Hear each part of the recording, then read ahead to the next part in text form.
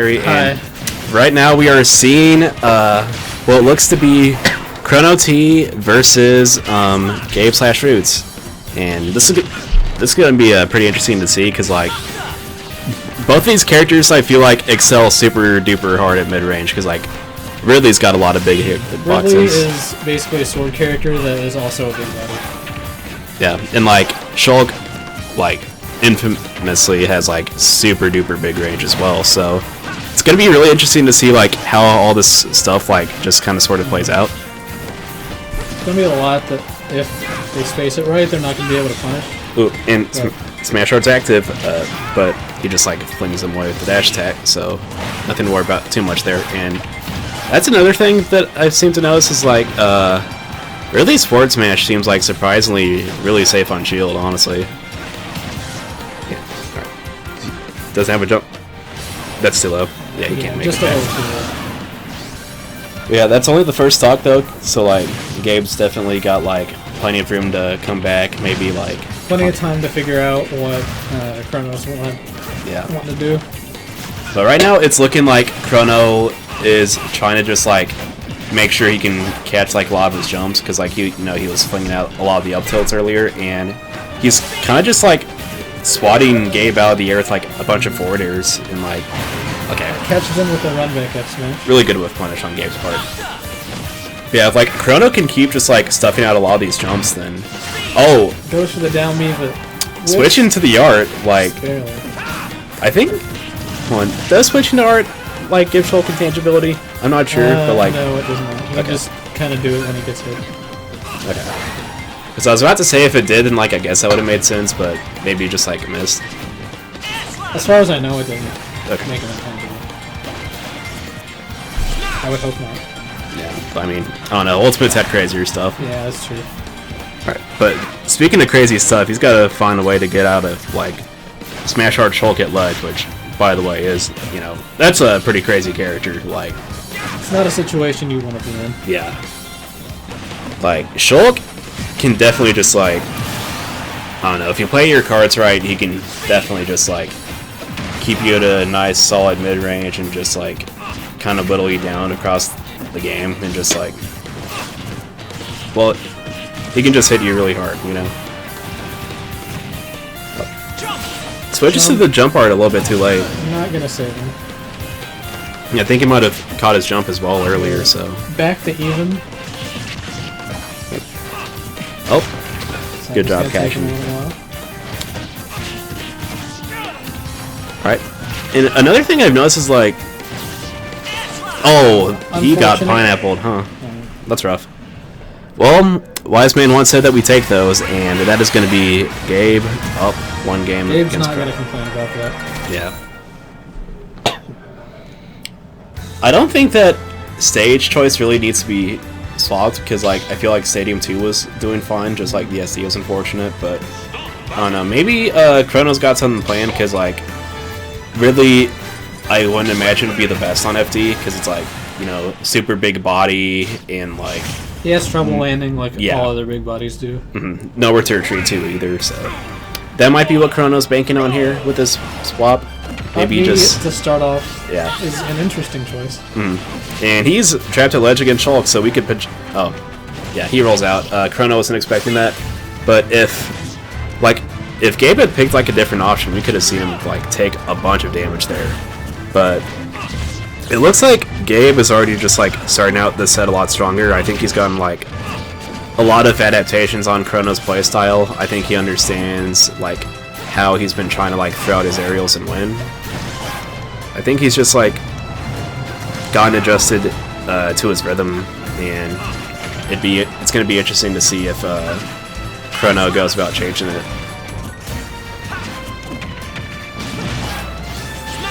Smash art coming out. That's it. Gonna get him killed. That's unfortunate. But I mean, like Smash Art's kind of scary business for both parties, because it's like, sure, like Shulk can choose whenever he like actually wants to activate it and stuff. In a situation like this, he's probably like way less at risk because he has more options available to him because Gabe was at ledge. But in a situation like earlier, like Yeah, bad stuff can happen, and he does have a jump, and yeah, fireballs are going to give him. And this is looking kind of... Getting kind of lopsided over here. Yeah. Oh, Lord. and he landed. He's unrolling. Oh, he got it in Buster, too. Yeah, he did get him. Yeah, that's... That's... Oh, okay, he's going for funny stuff. He wants to be on a highlight reel now. Gabe, I see you. That was a lot of damage. Oh, yeah. Alright. Yeah, Gabe is just like waiting for these aerials and just like punishing with like Ridley's long range ground attacks. I gotta kill him here with shield art out. Yeah. He's gonna pummel away the shield art. Smart stuff. Because like, one thing that goes under the radar with like Shulk's shield art is the more damage he takes during it, the less it like actually lasts. So, he almost read that so hard. Wow. I'm curious to see if we could see like maybe an up smash, because like I feel like Krona's been like jumping a lot. Yeah, like there for example. Okay, gentleman's gonna not kill. I don't think we've seen an up smash from Gabe yet. Yeah, and like I feel like Krona's been jumping out of the corner a lot as well, so maybe he's saving it for just like a little bit later. A lot of moves will kill at this point.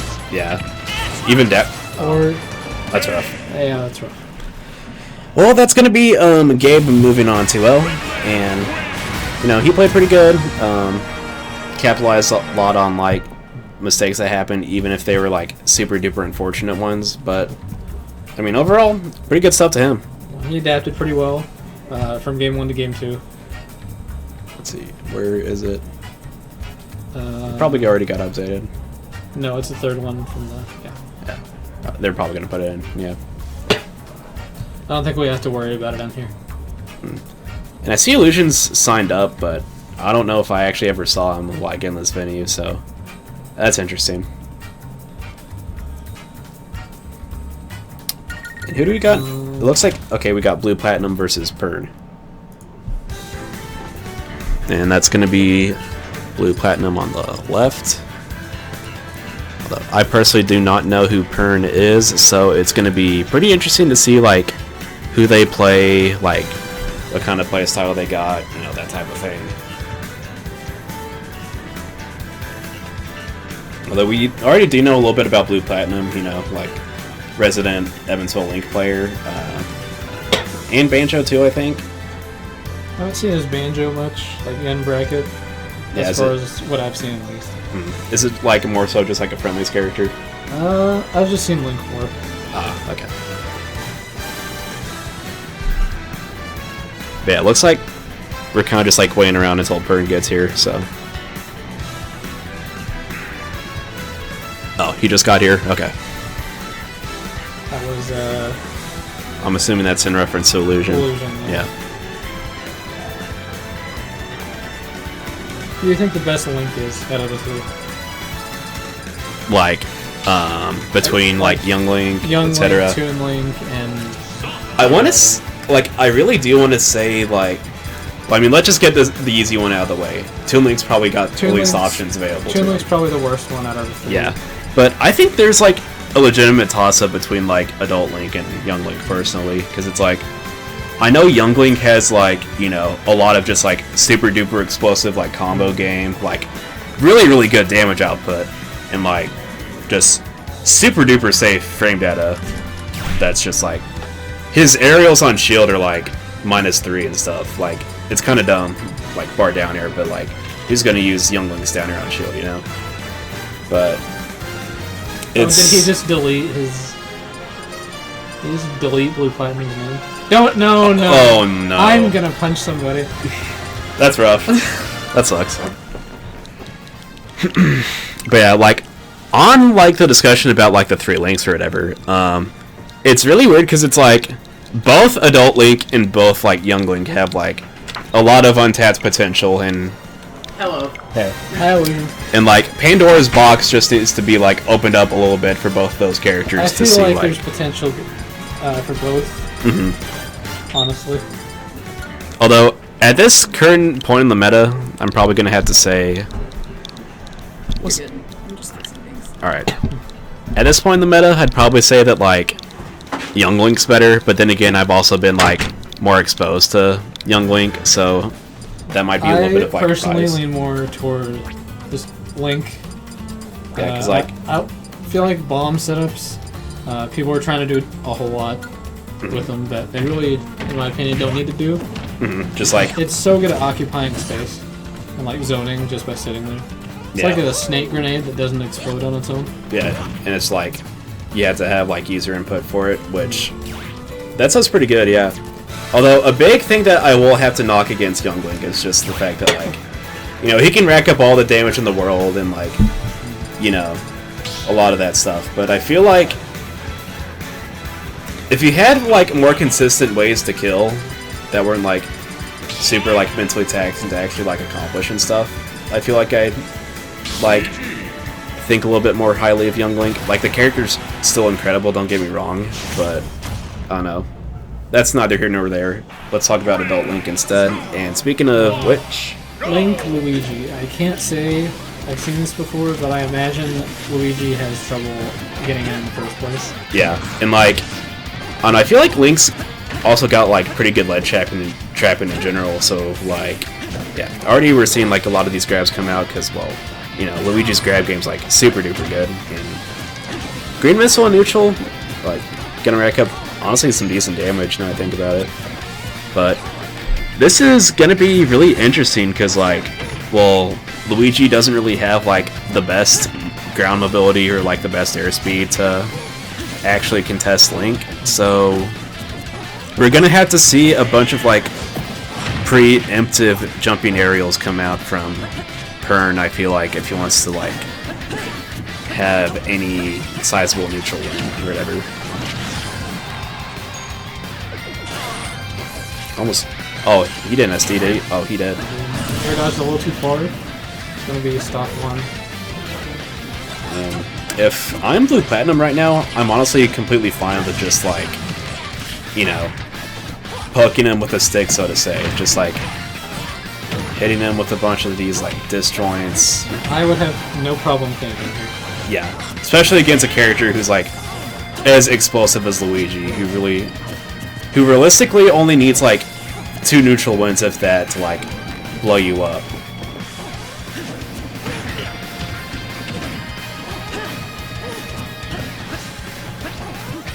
Nairs are interesting because I know they're safe.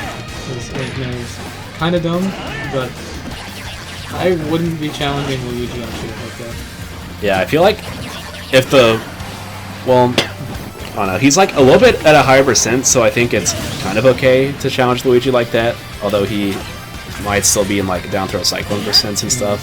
I mean, he also has to watch out for up the shield. Yeah, that's true. That's very, very true. And that move is super duper fast out of shield. Like the hitbox on it isn't like exactly the greatest, but like if you like touch Luigi's shield like the wrong way at the wrong time, then bad things can happen. You gotta be like, very careful about how you challenge it. It's gonna catch the green missile. How's he gonna land?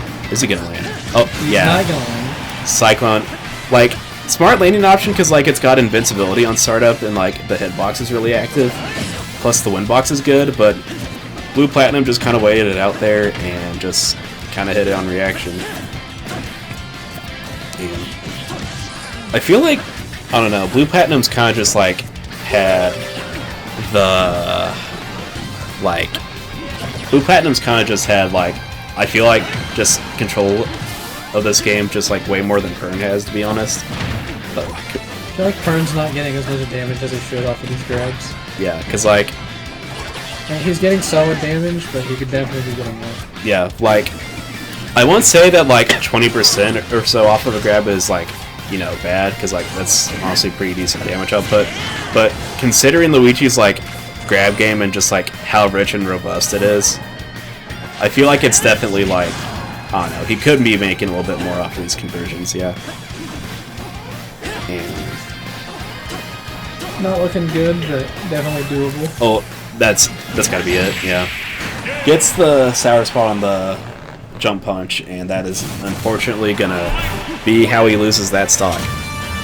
Now, if I'm Blue Platinum, I'd probably be wanting to like ban I do. FD or Kalos. Yeah. because like one of Luigi's biggest weaknesses is just like, well, he's got like really fast frame data so that he can like actually like punish platform camping okay, but like it's still definitely like a part of the character that's just like super exploitable if you're willing to play in a way that like doesn't let him get his game plan started. Although it looks like we're not going to see Luigi, we're going to see Villager. So that's going to be really interesting, like good old zoner versus zoner, who's going to like set up stage control first, that type of thing. I do like this character pick into Link. I feel like it's maybe not amazing, but it's a different dynamic than Luigi Link.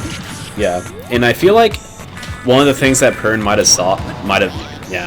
have seen was just that I think he wanted to play a little bit more for an aggressive game, but I feel like he saw what happened, and he probably thinks that like playing a little bit just like more of a patient character might reap a little bit more rewards. But right now it looks like Blue Platinum's kind of just like got the lead again and just like slowly but surely racking up these super big hits.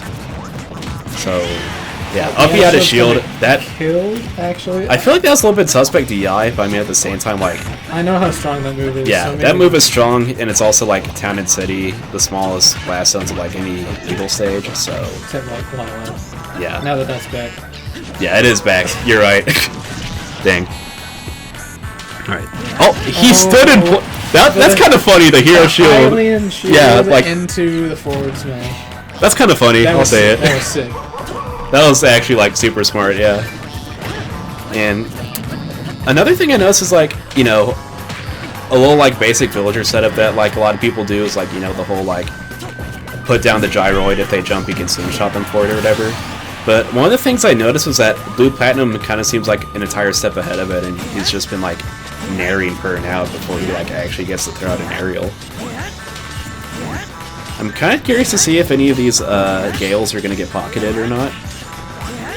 Although it doesn't look like it. I think Pern's just like, nah, he's fine to play the top level of the stage. He doesn't want to get hit by it. I call it up smash, yeah.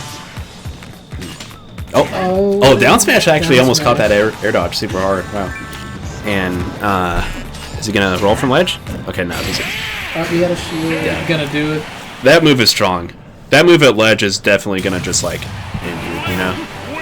That is 2-0 Blue Platinum. Oh, did I accidentally put Pern? Oh, oops. It happens. All right. Well, who do we got next? I don't know who's next. I guess we'll see when they come up. Yeah.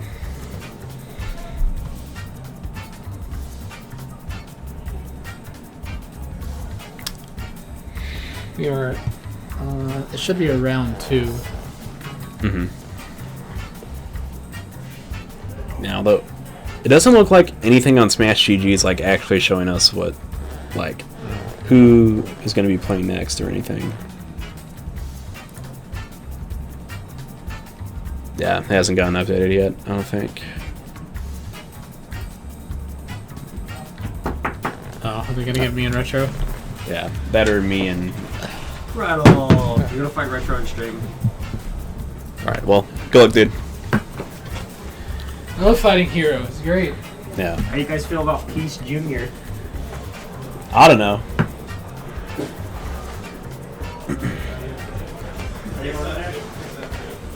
Oh, Seth, you're fighting too, apparently. Oh. Well, who's gonna run the stream? I'll get some more. Alright.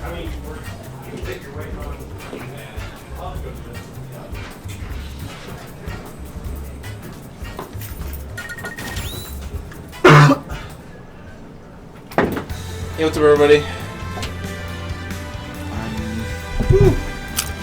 Oh, all right. So we got Prattle and Retro, I believe. Who just got here? Did someone just get here?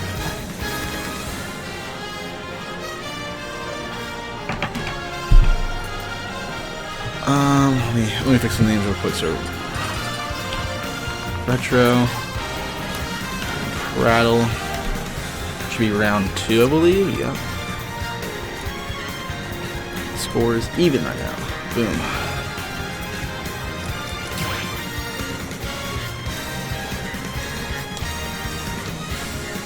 I think Prattle is gonna make his tag in Russian. I think he hasn't done that yet.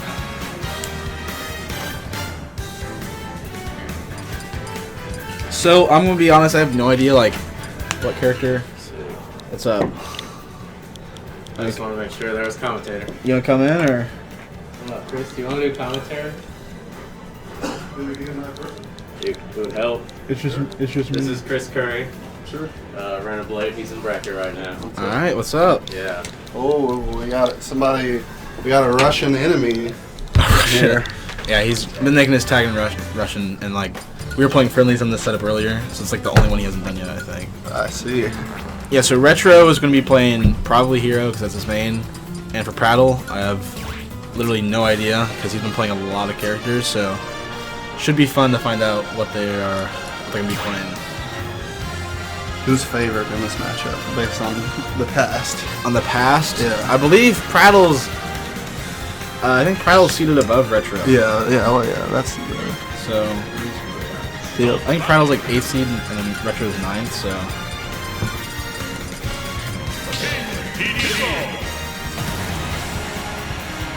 Oh, they're going right into it. Uh-oh. Yeah, Prattle's 8th seed and Retro's 9th. I just want to make sure I got that right. even battle. So yeah, we're going to see DDD versus Hero. So we're going to be seeing a lot of Gordo play, and Bounce is another thing. So that's going to be probably like the turning point in the matchup, because like if he has Bounce out from the menu select, it's going to be very hard for Prattle to get in, especially a really like heavy character like DDD. Yeah. And he's going to be struggling just to get in. So now Bounce only lasts a little bit though, so he's going to be wary because he's like already. He's already out. He's already out of mana already. And he got 55%. I don't know if that's good, but it doesn't seem like a lot. Oh, threw a whack at him. Yeah, we see right now like once Bounce just went away and he lost all of his mana. Yeah, that was smart by Retro. Smart. But like once he just lost all his mana and lost Bounce, and Prattle kind of took control of the game. So I feel like it's gonna be like a lot of like That's probably the Map- matchup. Yeah. like running away from Retro almost if he doesn't have Bounce. Oh.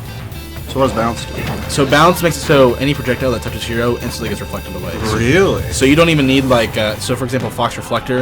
Yeah. Oh, he actually gets the zoom off. Fox Reflector, you have to like commit to it. You have Yeah. to throw it out. But with Hero, he can throw it attacks. He can shield. He Really? can He jump. doesn't even have to be blocking or anything? No, he doesn't do. Oh, he's gonna be hit by the tornado The kills. edge guard didn't pay off. I'm surprised he was really low on mana. Oh, not paying attention to the Gordo and gets hit by it. And Retro's like, what's going on? So I feel like what a lot like is gonna dictate this match is like the earlier percentages as well, because we see like DDD's a huge character, like, Huge target. and This guy's so got a sword. yeah, he's got so. Oh, he actually tried to suck in the kaboom, but it went behind him. Like Retro's gonna be like a lot of Retro's probably gonna do is probably get him to like 5% like he is right now, and then kind of do like a runaway play style. I think. Make him come and then punish. Oh, goes for the whack on the shield. All right, That's what's a the punish? punish? No punish. Yeah, you can't grab any smash attacks in this game basically if you're far away. Really? Probably unless you're Palutena, but Rest in peace, wave dash out of shield at the grab. yeah. So now we're kind of at the point where like Prattle's at really high percentage, but Retro's not finding any of the spells he wants. Yeah. So he's kind of like Oh, hoping to get a read off. Excuse me, sorry.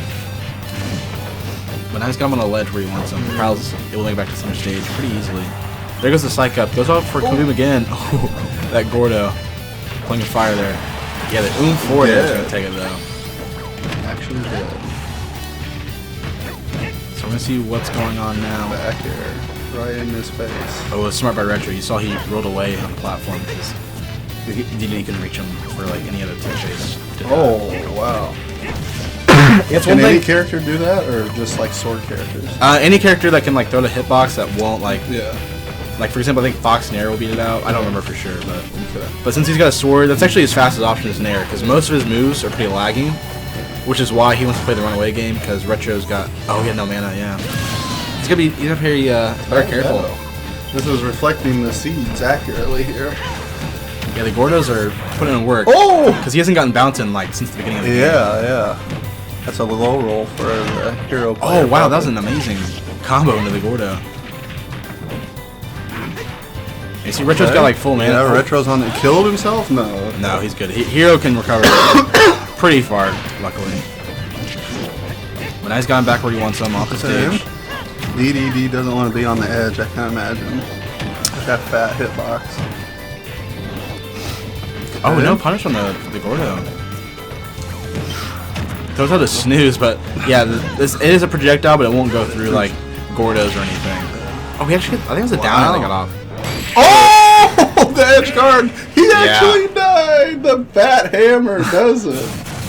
The fat hammer. Yeah, we saw like the whole game where like Retro would like get away from him, and then like right when Prattle got in his face, got the big hammer out. It was like over for Retro at that point. So how can you say that Smash games aren't fighting games? It's just like watching like Zangief for somebody or something like. Yeah, he's play people slowly away. but surely just creeping, You and then you're use getting. your life to get in, and then you make it count. Oh, he's going for the music counter pick. FD. Music counter pick. So, FD is actually interesting, I think, because While Chris got to favor Hero, right? Or not D. he's going Game & Watch. Gaming guy. Game & I did not expect to see Game & Watch from Retro, because he's like a hero, like, Hard main. yeah, hard hero. Man. I think what he's looking for here is just lots of like unsafe approaches from Prattle, because he's got, I don't know if you're like familiar with it, but he's got one of the strongest FVs out of Shield. It's frame 3. Game so, & Watch, yeah. So he's probably looking to like box Prattle out. I feel like this DDD character should be doing more damage. Because like he's got this giant hammer. What's up? And he hit him twice and only did 10% each time. I feel like that's not enough for a big body character. He does a decent amount of damage, but the thing is like once DDD gets in, he's in for a while. It's like hard to get him out of Yeah, it. it's also like if DDD's able to like get people at ledge or whatever, like Gordo is like such a good like supplement to like ledge tracking. That's like one of his biggest strengths. So DDD's a good edge guarder, is that what you're saying? Like if not necessarily like edge guarding or whatever, but like if people are like forced to like get up from ledge or like roll from it or like jump from it, for example, then Gordo like just lasts for a super duper long time. Yeah. And you have to account Oh for my it. God. Oh, almost broke his Almost read that shield. so hard, huh? Holy. He got the spot dodge read, but like wasn't close enough for the shield break. And one thing I haven't seen a lot of. Retro! That's nice. I was gonna say one thing I haven't seen a lot of is the bucket, but as I say it, he Yeah, speak of the devil, right? yeah. The ye old commentator's curse. Yeah. Oh, he's gonna dash attack on that shield. That's not safe. Yeah, it's definitely not. Oh, safe. he's trying to like.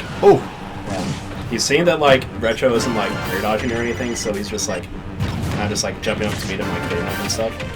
One thing we haven't seen a lot of is like Retro like upping like his game. I know it's like Yeah. Game & Watch, and it's Yeah. like up his Game & Watch, but like it's pretty good, especially It's like the good, Gordo's yeah. off as well. But yeah, he's gonna hit by that there. Yeah, it's not. But at the same time, I feel like I don't know. Prattle's been doing like a pretty good job of just like, oh, that was 40% off of that. That was really good. But I feel like Prattle's been doing a pretty decent job of just like staying out of like a B out of shield range. Here we go. Okay. That's damage, but not too much more so. Oh, he's priming the. He's priming the 9. Yeah. I mean, he's gonna need it at this point because he's pretty high percentage with the DDD, the forward smash. Like Is at Game the & Watch ledge. the lightest character? He's down there.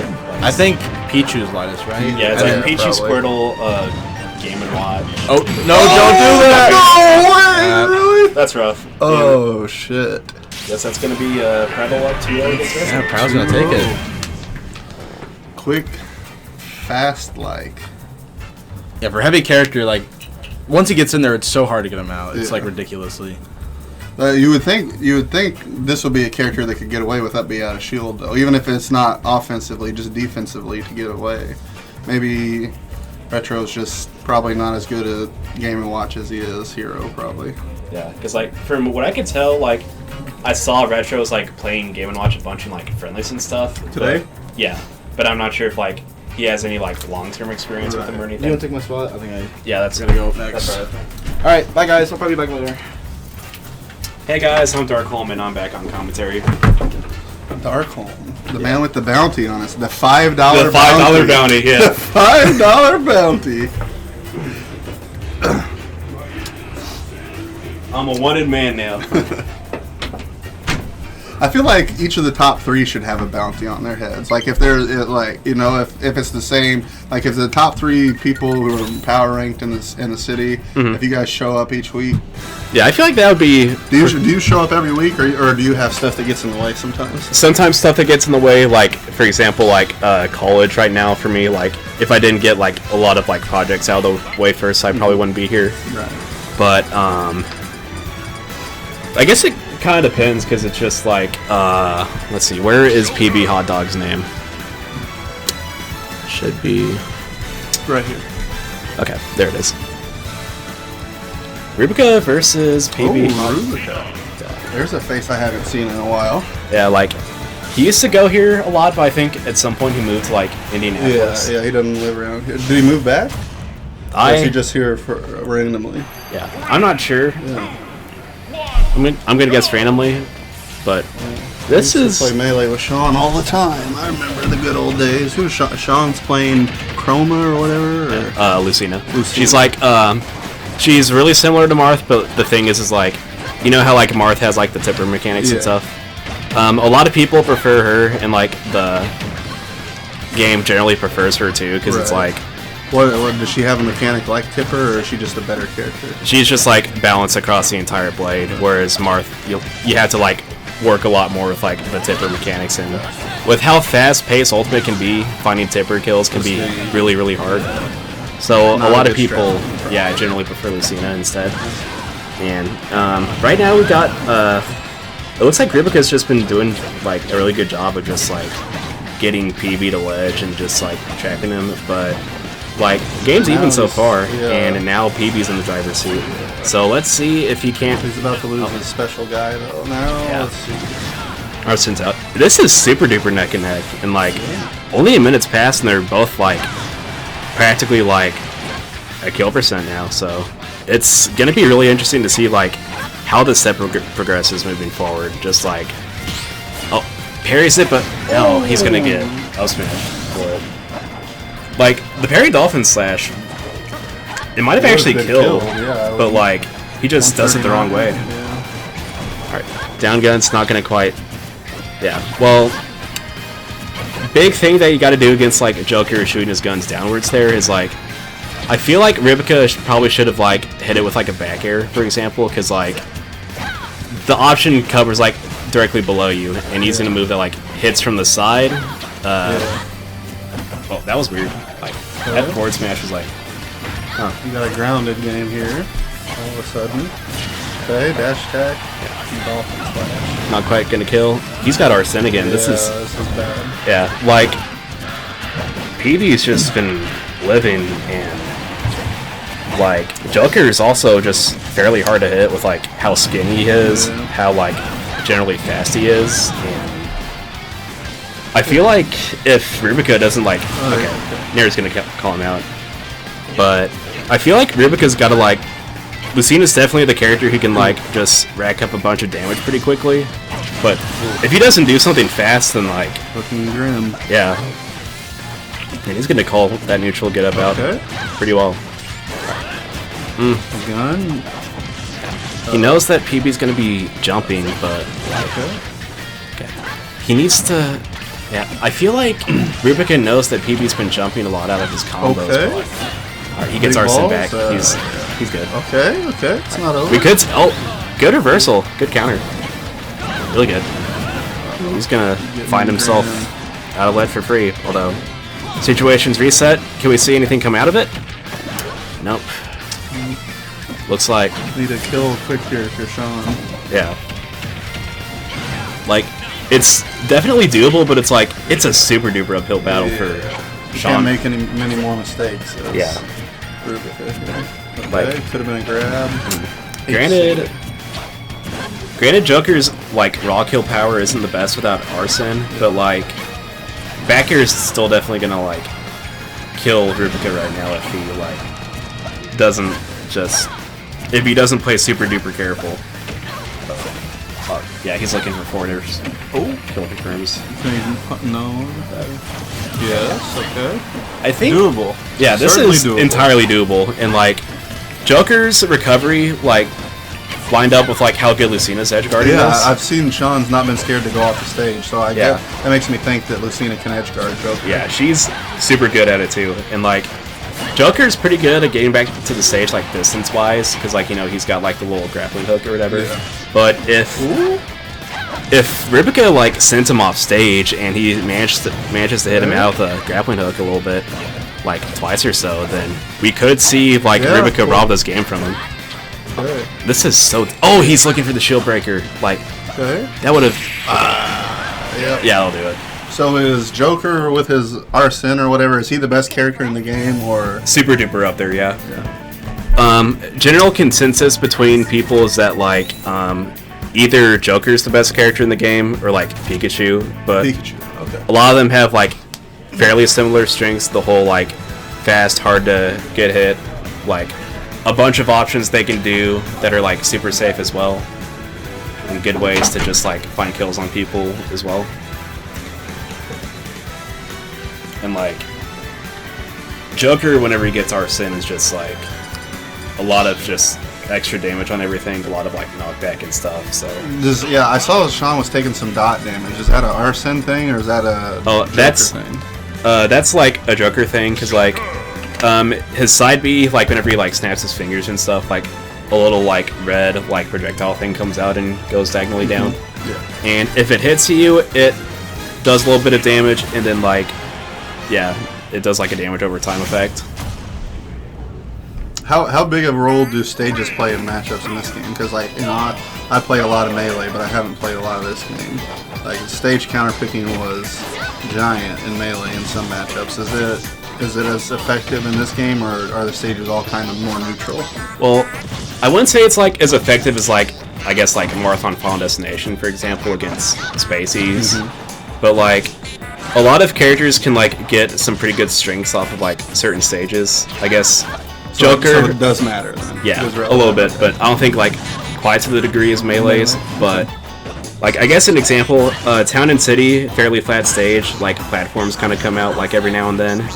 But in a situation like that, if PB was like still at ledge, then right there, for example, a little bit of it, Town and City came into play because like it has the smallest like sideways blast zones of like any legal stage, so people die off the side on this stage.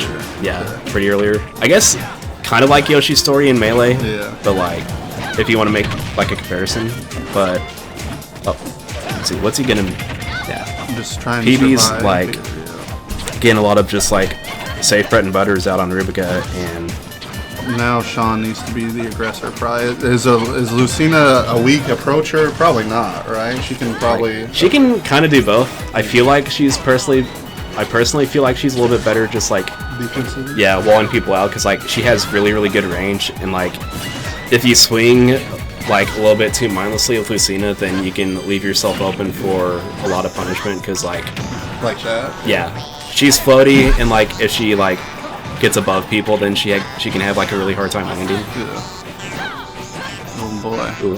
What's he gonna do with this Arsene? Is he gonna like He doesn't have to do anything at this point. He's way ahead. He can react if he wants. Yeah, and I feel like Forder's gonna take it. Like Rubica can still definitely do this. It's just like He needs a PB clean stock. yeah. At least one clean stock here. PB, like, for the majority of the sets, just kind of been in the driver's seat. Right. And I like that, because, like, you can definitely tell that, like, PB's been trying to, like, double jump out of a lot of his combos now. But he hasn't exactly, like, punished him for it too hard yet. Yeah, Sean hasn't adjusted necessarily. Yeah. Gotta make it bad. 11? Ooh, this could be bad. He recovers high, but doesn't get punished for it. What's he gonna do? Yeah, he got the back air ready, but not quite gonna cover the neutral get up in time. Okay. Yeah, Rubica knows he's trying to fish for like a killing aerial, and Nair's not gonna. This is not so bad though. We're wasting Arsene. Like Yeah, this. like, he's- I feel like this is not terrible. Okay, now. Yeah, now it's a little bit Waste of rough, time. but like he's waiting on the platform, which that's smart, because like you don't want to go in against it. Like if you can wait out Arsene peaceably, then like that's a what you lot should of do. reduced damage that he can do. Yeah. Okay, a clean stock here by Rubica. This is still a game.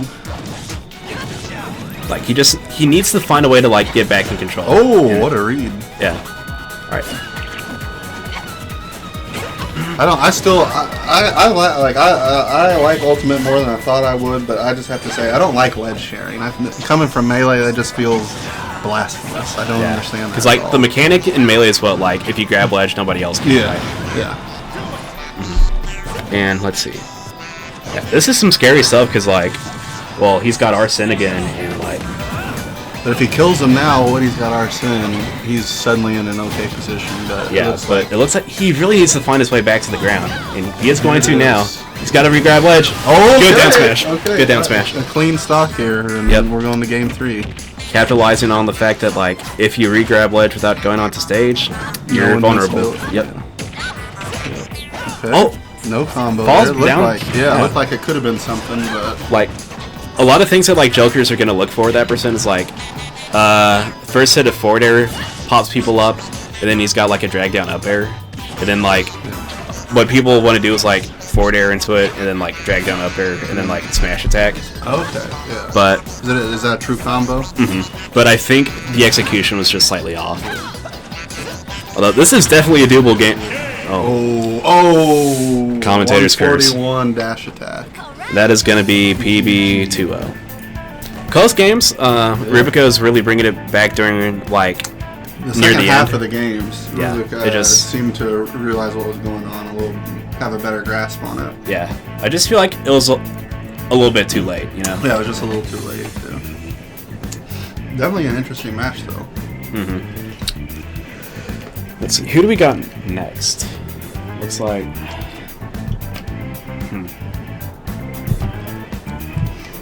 No, I don't think anybody's been called yet, man.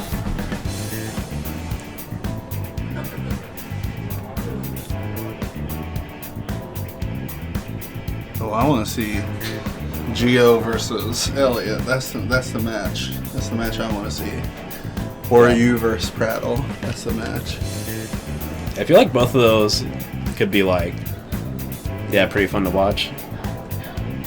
And like, I know Gio's been in talks about how like he's been playing a lot of Rob recently. Gio's been playing Rob. Yeah, from what I can gather. Although like he seems to have been like to play it in tournament or to learn about it to beat Elliot. yeah, that's a really good question because it's like that's what I want to know. Yeah. Gio, like a lot of the time he kind of just like plays a different We were on character. stream, Seth. Okay. And Chris, you have to find Jigglypuff. Okay. I will hold down the fort. Hold down the fort. What's up, guys? Close the door for me. Thank you. Alright, guys. Looks like we got Darkholm and Prattle up next.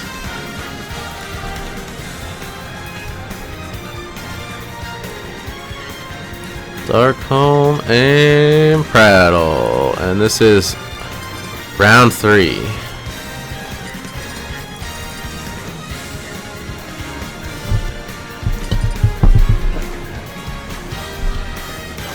So how's it going, guys? We've got quite a bracket today. 24 entrants. We got some new characters coming in. On winner's side, we have Darkholm and Prattle. Right now, that'll be on stream. Then we have Illusion and Crit. Then Triv and Rubica, and then Gio and myself, Shake Zula. In loser's side, we got B Flat versus Norse Fury. Blue Platinum just eliminated Sauce in round 1 losers. PB Hot Dog and Chrono T play. Coda and Queso. Mamimi and Gojira, Gabe and Roots, or Gabe/Roots and Bumpadump are playing right now, and Retro and Pern are playing right now. And then we got Jigglypuff and Renablade, also in losers round 1. Alright, looks like we're gonna get straight to it. Darkholm going with his Marth pick, Prattle picking Lucario. These guys both have quite a set of characters that they could pick, so we're gonna start with Marth Lucario. Prattle gets an up tilt there, but doesn't confirm it into any damage. Oh, he's lucky he didn't get hit by that forward smash there. Wow, and he gets a string of his own. Into a kill. Wow, Prattle. That was pretty nasty. Wow, he does an air up tilt. Unfortunately, doesn't confirm it. I guess Lucario's up tilt doesn't exactly get good confirms at this low of a percent. Like 0 to 20. Yeah, see? He was able to air dodge out like almost immediately. Prattle looking solid, getting 50% on the second stock. How much more can he get before the stock is taken? Darkholme going way out there, but Prattle's defense looking strong. Get some more damage with Aura Sphere. Back air tipper, not quite enough. Oh, he goes way out there. Oh, and a stage spike. No tech from Prattle. Oh, yeah. Mars back air versus Lucario's. I think we all know which one's going to win. Oh, what? Wow. Prattle looking strong against this Marth.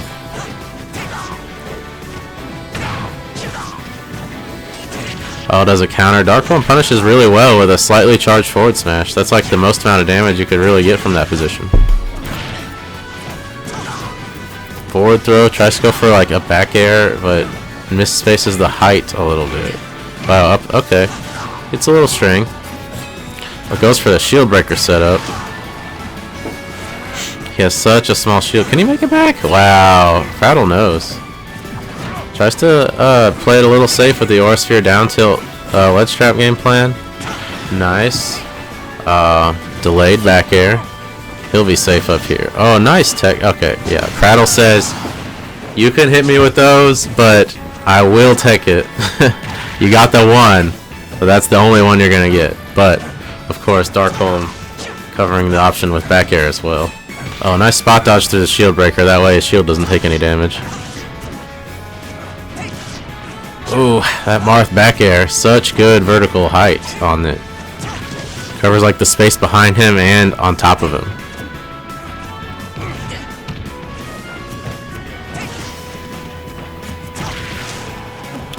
Oh, it's so close. 197%. Okay, Prattle makes it back. Lots of lag on Lucario. Oh, okay, yeah. Doesn't tech, but Lucario's up B, good enough to make it back anyway. That's gonna be game. Yeah, Prattle up 1-0 against Darkholme with the side B kill. The first time Prattle's pulled that out in this set. We'll see if he can land any more of those. Also, we might see Darkholme switch to Ike.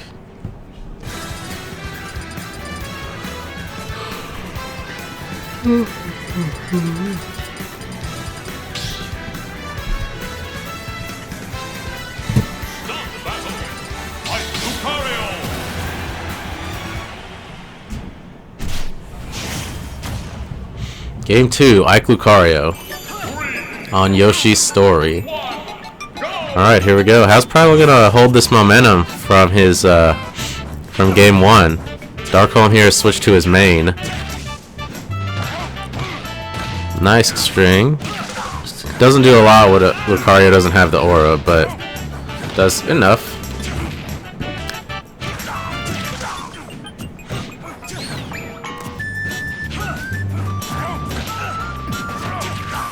Nair back air. Puts Prattle off stage. Oh, the down tilt covering the wall jump. And the neutral B covering the up B.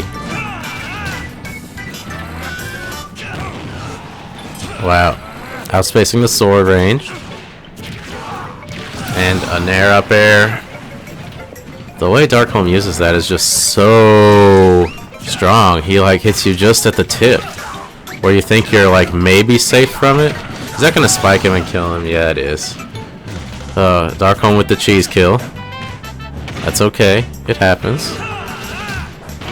We might be at a point where Prattle needs to get ready for game 3. But just when I say that, he takes the stock, and we all know that Lucario on his last stock is way stronger than Lucario beforehand. He uses an uncharged Aura Sphere and gets 20. This is actually where the real game begins in this matchup. Doesn't tech the platform and does a neutral get up. That's the best way to avoid Ike's up air right there. Good job from Prattle. Nair, nair, waits. Nair, nair, wait, nair, up air. What a confirm from Darkholm. Such a good stage for that kind of combo as well.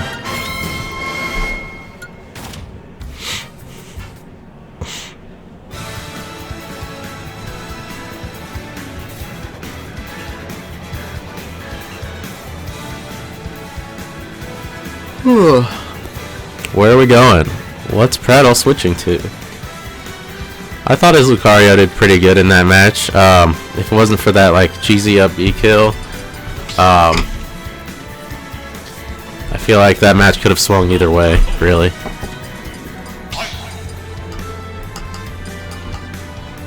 Prattle's still thinking.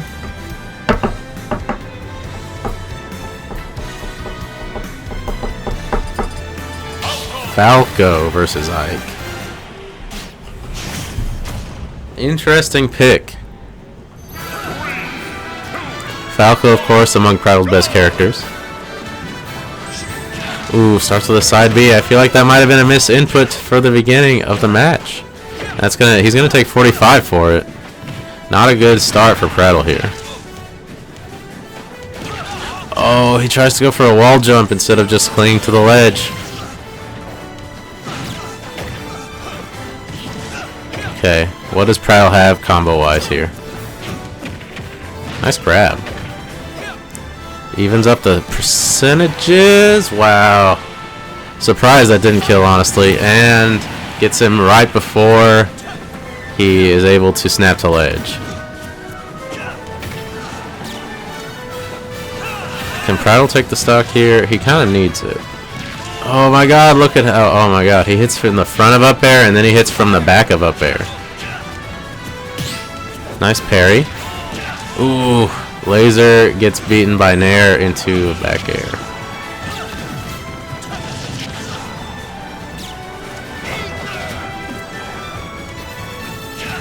Nair back air, and that's going to be a stock. Absolutely. Darkholm looking strong in this game. Able to make it back. Nice. Up throw, up air.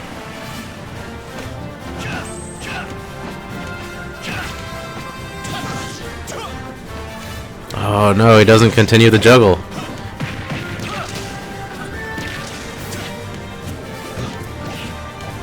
Oh, jabs is Darkholm's offensive option there. Oh, tries to air dodge in and gets hit by the back part of Ike's forward smash. Darkholm just looking so strong. No shielding on that Nair there. And the neutral B covering the side B. And the forward air is going to be it. Darkholm takes it 2-1. And Darkholm advances to winner's side top 8.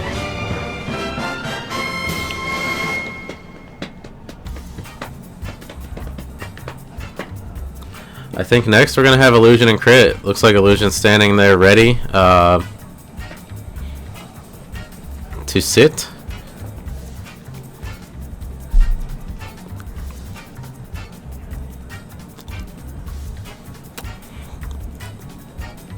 I'll go ahead and change the names to Illusion and Crit.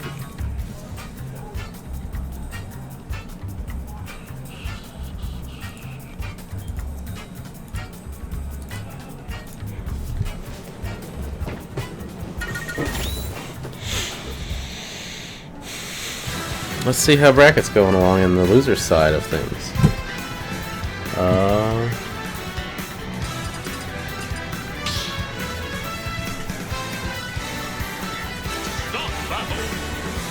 Looks like there's still some round 1 of losers that needs to be played.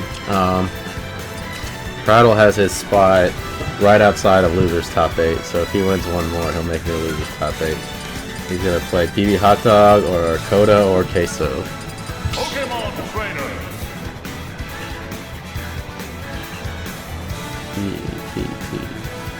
And I've got my Mimi or Bumpadump if I lose to Geo. Then probably Rurica or Retro.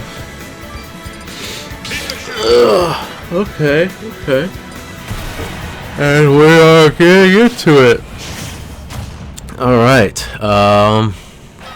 Illusions Trainer and Crits Pikachu Libre. Looks like there is some sort of issue here.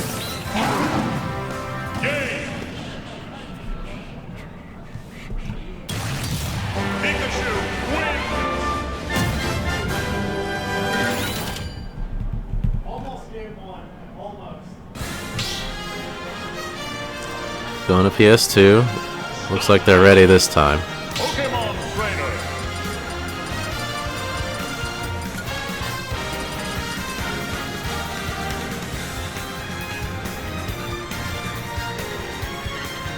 Did they switch because he didn't get his costume? Because he picked Pikachu Libre on accident? That might actually be the reason.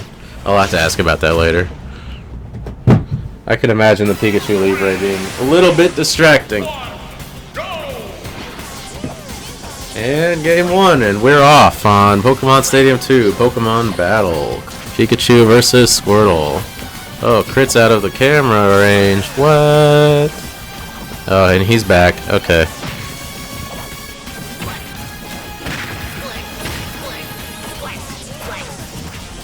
Playing some neutral here. Crit, of course, running back, shooting the lightning bolt to sort of gain his advantage. Nice spot dodge up tilt, combos into back air. Looks like that's all you're getting, Crit. Switches to Ivysaur. Ooh, down throw, up air. Not enough to take the stock, only a 108 after the hit. Ever since Illusion switched to Ivysaur on this stock, what's up? Yeah, ever since Illusion switched to Ivysaur on this stock, it's looking like Crit has not been able to keep his advantage state at all. How did your match go against Jigglypuff? I actually won a game. Oh yeah, Yeah. nice. He's Playing good Fox the too. whole time. Nice, he's good too. He beat Triv a few weeks ago. Really? Yeah. Yeah, I took a game off. Nice. Game Well- 1 was close to. Game 3, I think, was 2 stock for him. Game 1 was close, and I won game 2. Nice. Well, we're on Illusion versus Crit, Pokemon Trainer versus Pikachu matchup. Pokemon Battle on Pokemon Stadium. Yeah, this is very canon right here. It's pretty well known among the community, local community, that Illusion's best character is Ivysaur, and so it doesn't really surprise me that ever since he switched to Ivysaur, he's been sort of held the advantage until now. Making the Squirtle change. Yeah, well, when you die, you have to switch. Oh, you have to? Yeah, Can you go back to Ivysaur? yeah. Well, you go. It goes in order. It goes Squirtle, Ivysaur, Charizard, and if you die as Ivysaur, you come back as Charizard. And then if you switch to Squirtle. So. And now the next time he changes, he'll be Ivysaur. He'll go to Ivysaur, yes. He switched to Ivysaur. He knows that Crit's in that sort of mid% range where Ivysaur's combos really work, and yeah, he can combo off of things like Razor Leaf, and just makes for a very difficult game for Crit to play. What are these guys' seeds like? Is this kind of an even match? Or is It's somebody fairly even. I think Illusion is the 4 seed and Crit is the 5 seed. So yeah, yeah, very close.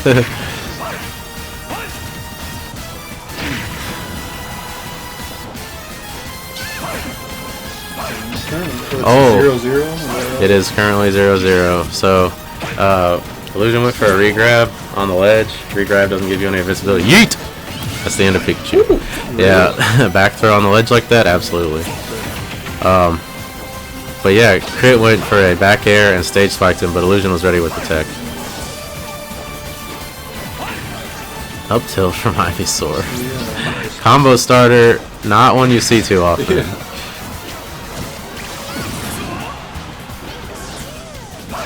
Oh, tries to intercept the Vine Whip tether.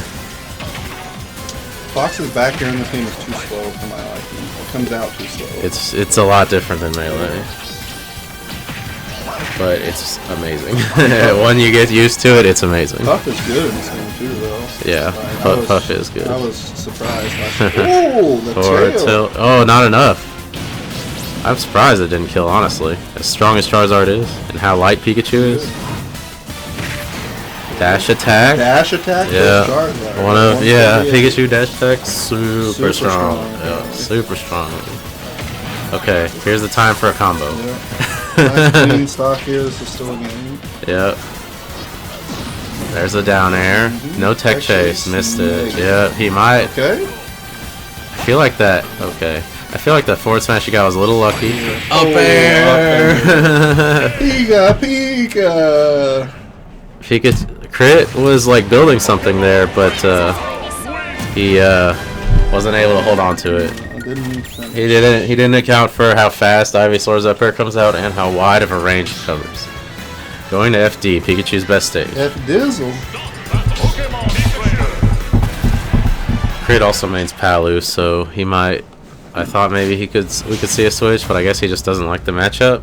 So sticking with Pika on FD.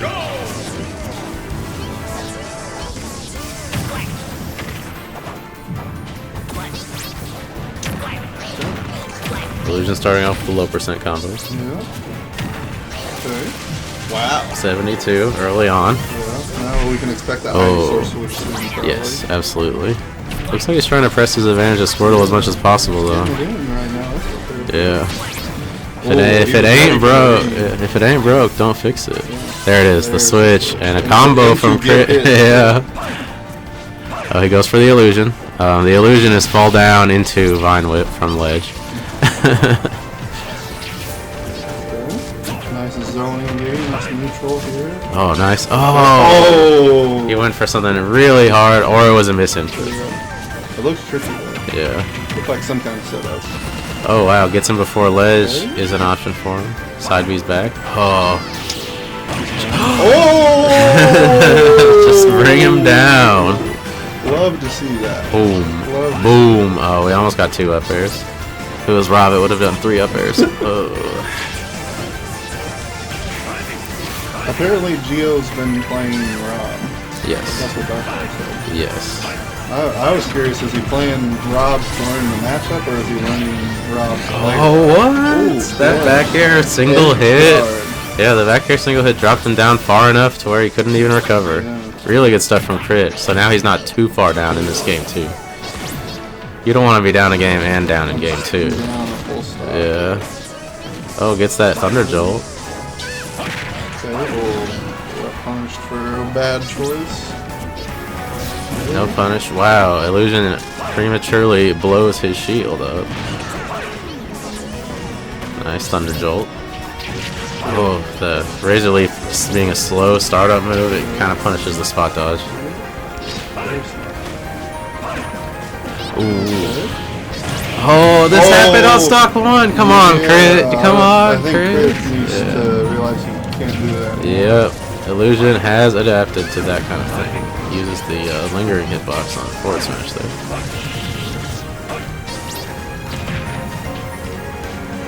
Air dodges away. Not the stock? Yeah, I didn't think so. Ooh.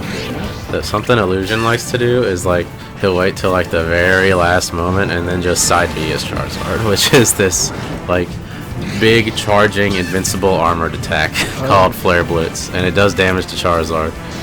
And the way to deal with it is just shield, but Illusion likes to pop it whenever things are looking grim. So we'll see if he does. After we probably won't do it this start, but we might see it. Does it have landing lag? Oh yeah, it's super punishable. It's like Falcon Punch, or it's like Banjo Side B, I guess. Except you can use it more than 5 times. Oh, gets the weak hit of forward tilt. Oh my god, 100%. Charizard zone. 100% back air kills. Easy. Charizard zone. Is that tail move? Is that like forward tilt or something? It's back air. Well, there's forward tilt and back air, both tail moves, and they're both really strong, especially in the flame part of the tail. Yeah. That looked like just a solid game plan from Illusion. It looked like he knew when he needed to be playing which Pokemon and when he was playing to their strengths. Looks like Triv and Rubica are next. Rubica sat down on the player 1 side.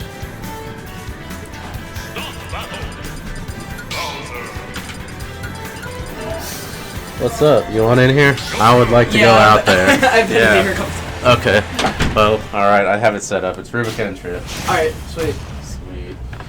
Bowser verse This Joker. is Illusion. This is Chris.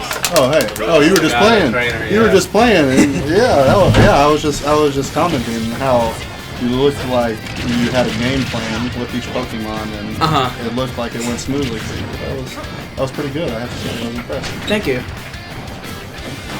What up? Alright, fellas. Hello. Oh, y'all like this 3-man commentary? Oh, You nice. can sit. I'm gonna go eat. I'm gonna go to the pizza place. You can sit. Alright, The 3-man commentary has died. unfortunately. We are, in fact, back to 2-man commentary now. Alright, so let's see what's going on. Looks like, Nice Oh. backer. oh, we got the names wrong the last set. It was like, okay, Rubica was playing Joker that entire time. Because we thought it was PB Hot Dog who was playing Joker, and that was a little bit weird. Interesting. Yeah, so right now we're seeing, Rubica's just like doing a really good job of just like controlling neutral, just like hitting Bowser with like a bunch of safe pokes, and I imagine Triv didn't mean to turn around there. That was kind of weird. Yeah, if he throws out like anything up safe on the unsafe on shield, he could just up B. Yeah, so like really good job from Rubica, honestly, right now, just like spacing like from everything super far away, and misses the edge guard, but like he's definitely got a sizable lead right now, and like, well, if he continues playing safe, then things are gonna go well, but he's got to play super safe, because like Bowser's definitely a character who can, like, you know, win neutral once or twice, and like then if you like reads your habits super duper hard, he can just like kind of snap away your stock. Yeah, because Bowser has some of the best kill power in the entire game. Yeah, he is scary. Nice and counter. Speaking of scary, That counter. yeah, really scary situation to be in with Bowser, because it's like you literally have no other option. You got to eat that counter. And all right, Whirling Fortress is the dash attack. And, yeah, he keeps jumping from ledge, so I'm kind of curious to see how like Chip is gonna like capitalize off of that later.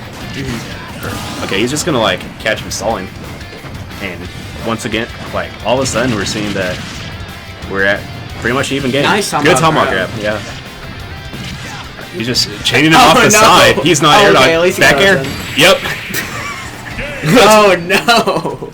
Lord, that's kind of funny. That is pretty funny. I like that. That was clean too. Good on Triv. Kind of just like stringing together all of these super strong hits. Just like he saw Rubica wasn't like doing any suspect air dodges, so he was just like, you know what? He's not air dodging. I'm just gonna throw out these moves. Chirp's just so good at covering options. Yeah.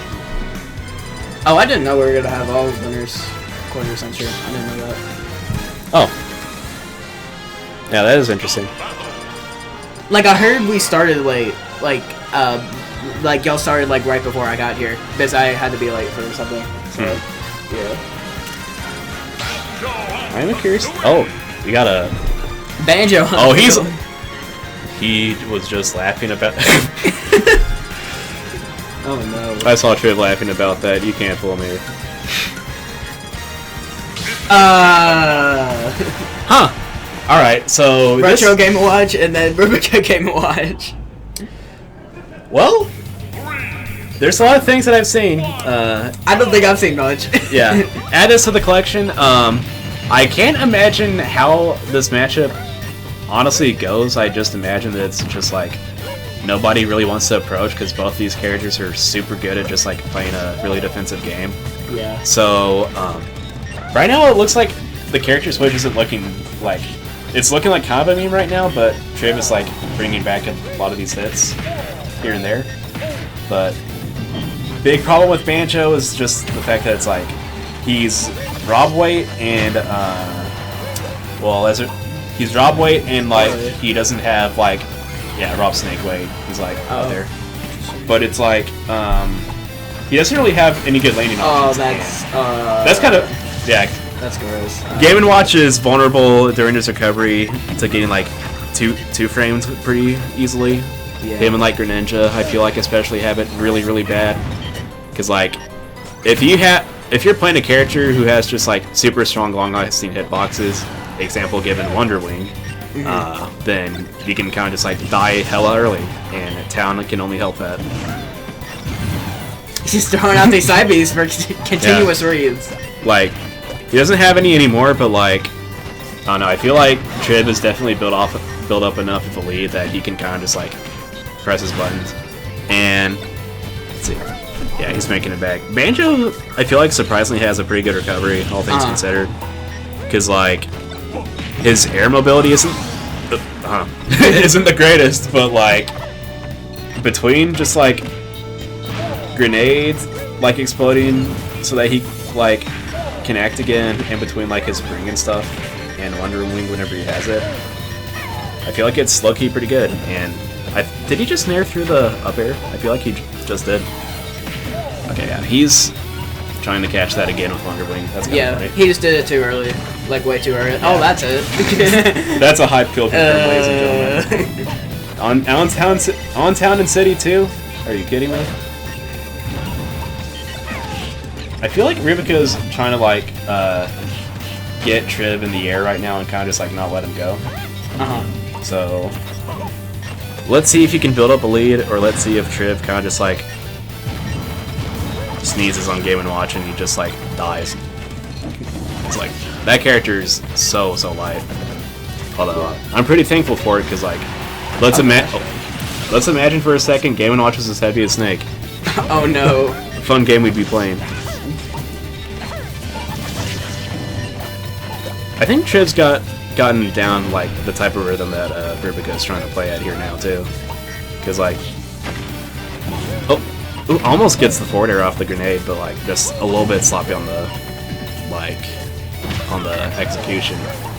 And I'm curious as to why Rubica hasn't been like bucketing these grenades or anything, because like even if it doesn't like explode on contact and he's not able to bucket it, which I'm not sure if he is, don't quote me on it, even then, like, I feel like being able to reflect the grenade back would open up a few more like approaching options for Rubica.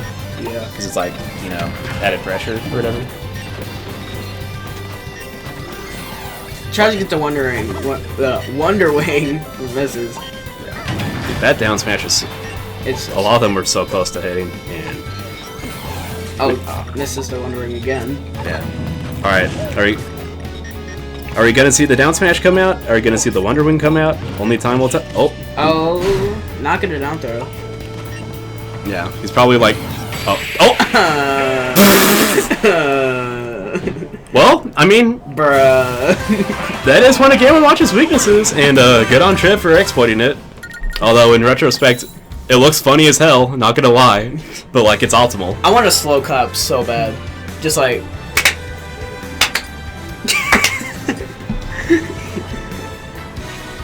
Alright, looks like we got Geo and Shake Zilla. Yeah, and I think that's Shake on the left.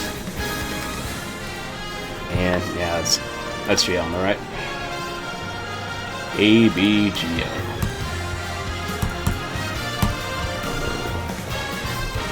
Alright, so I have no idea who Geo's gonna play, because I'll keep it a stack. He plays Hepticast. Yeah, I'll keep it a stack. He kind of plays any character he wants to. Although he did recently do pretty well with Game & Watch, so I'm gonna imagine he's gonna. I had bad experiences with that. I'm not gonna lie. He was playing Roy earlier. I saw in his set against Blue Platinum. So. Yeah, but then again, it is also Geo. We know that like, well, yeah, half of the cast is fair game for him. So looks like he's getting his music booted up. We have infinite channel points. That's crazy. Dang. Alright. Does he have a name on here? Alright, he does. Bayo. I refuse to believe it. I mean, I guess against Rob it wouldn't be terrible, because it's like... Interesting. Alright, we are seeing Bayonetta. Nice. like she still definitely has some stuff. It's just like Yeah. the biggest thing is just like Lack of kill power. lack of kill power. Has to commit super duper hard, which against Rob, I imagine that can't go well for her, honestly. Yeah. But like special moves are still very very good, and her combo game and her Oh. damage output is still incredible. So like character probably could be a little bit better, but like all things considered, she's no Little Mac. She's no. Oh no. Yeah, she still definitely has pretty good options. It's just like it's hard to make them work in a game like Ultimate. Plus the fact that like a lot of kids just straight up got nerfed anyways. Remember the Bayo Ditto that we did? Bayonetta against Bayonetta's a whack as hell matchup. They really did. And Nair? Let's see. Yeah, Shake's just been like getting a lot of mileage off of just like being able to land with Nairs, and I feel like it has like a lot of range in that like Bayonetta generally like doesn't have a lot of range bar her special moves. So I feel like pushing advantage against Rob especially is probably going to be really really tough for her to like actually do consistently. So oh, that was a weird heel slide. Yeah, unfortunate thing about heel slide is that like if you do it on somebody's shield, you can't do like the kick afterwards. Oh really? Yeah, because I like didn't know that. I tried it out like during friendlies or whatever, but like yeah, it just seems like she's just stuck towards only being able to kick your shield once, and yeah, that's enough smash. Nice switch then. That's gonna do it clean. And damage definitely isn't looking in Geo's favor right now, but like once again, thankfully Bayonetta can like hit you once and like string a lot of damage to the bank. But unfortunately with Bayonetta as well, shielding is very very good against her, and well, Shake is definitely capitalizing off of that pretty well. I feel like Shake is just punishing a lot of Geo's like jumps. Honestly. Yeah, And that just- as well. Oh nice. That was really good. Wow. Pokes his head up a little bit too high past the stage and gonna get punished for it. Forward air. Almost gets it. Yeah. Neat string going on, but like unfortunately it ends early. But, yeah, that's another thing too. Like Bat Within is still like pretty good to get out of combos because like a lot of people aren't ready to just like frame trap her a bunch. Oh, he does it again! Oh my god. Wow. What a rob. He guessed. What a rob of a game. Yeah. He literally robbed Rob. Who is the master of robbing? Good question, Robin. And unfortunately, well, Robs do like to up air past ledge, you know, a few times because it's like, you know, once or twice isn't gonna hurt, you know. Uh huh. Unfortunately, Shake guessed wrong there, and Alex guessed right. So. And Rob's also like to really recover like high, like really high. Yeah, because it's like, well, you don't want to get edge guarded, and then it's like, Nair is. I've never seen this. Yeah, that is really interesting. There's just so many different characters. Yeah, like, how many have we seen on stream? Like, a lot? Alright, but it looks like... Alright guys, time for the Falcon. Alright, yeah. Geo's just like... Once again, we're seeing him just like rack up a bunch of damage, and I don't think Shake was quite ready to like punish the in-lag on ledge time. And... Oh, he bat within for forward smash on reaction. That's... I haven't seen that before. That's really good. Oh, yeah. Dude, that down tilt lasts for so long. Yeah. Gonna Bad heel show. slide. Yeah. Like, once again, going back to like... I won't say that Bayo, like, strictly loses his shield, because, like, she can definitely, like, tomahawk grab it and, like, set up, like, other stuff with, like, throws that just, like, put people in bad positions and stuff. But I feel like if you're willing to play patient enough, then Bayo's game plan can definitely fall apart. I've barely seen that. A lot of new things are just... Only person I really see kill with that move is, like, Nairo once in a blue moon, but, like, that's about it. Uh-huh. Almost gets the Bayo combo. Yeah. That's another thing I noticed, too, because I feel like Shake hasn't been paying attention to like Bayo slowly but surely like getting more special lag after every special she uses, and I don't feel like he's been really like punishing the added in lag onto everything once it gets like fully accumulated. Although right there he did, but unfortunately he is going to get witch time for it, and he's going to take a lot of damage for it. Not gonna kill, but just a lot of damage.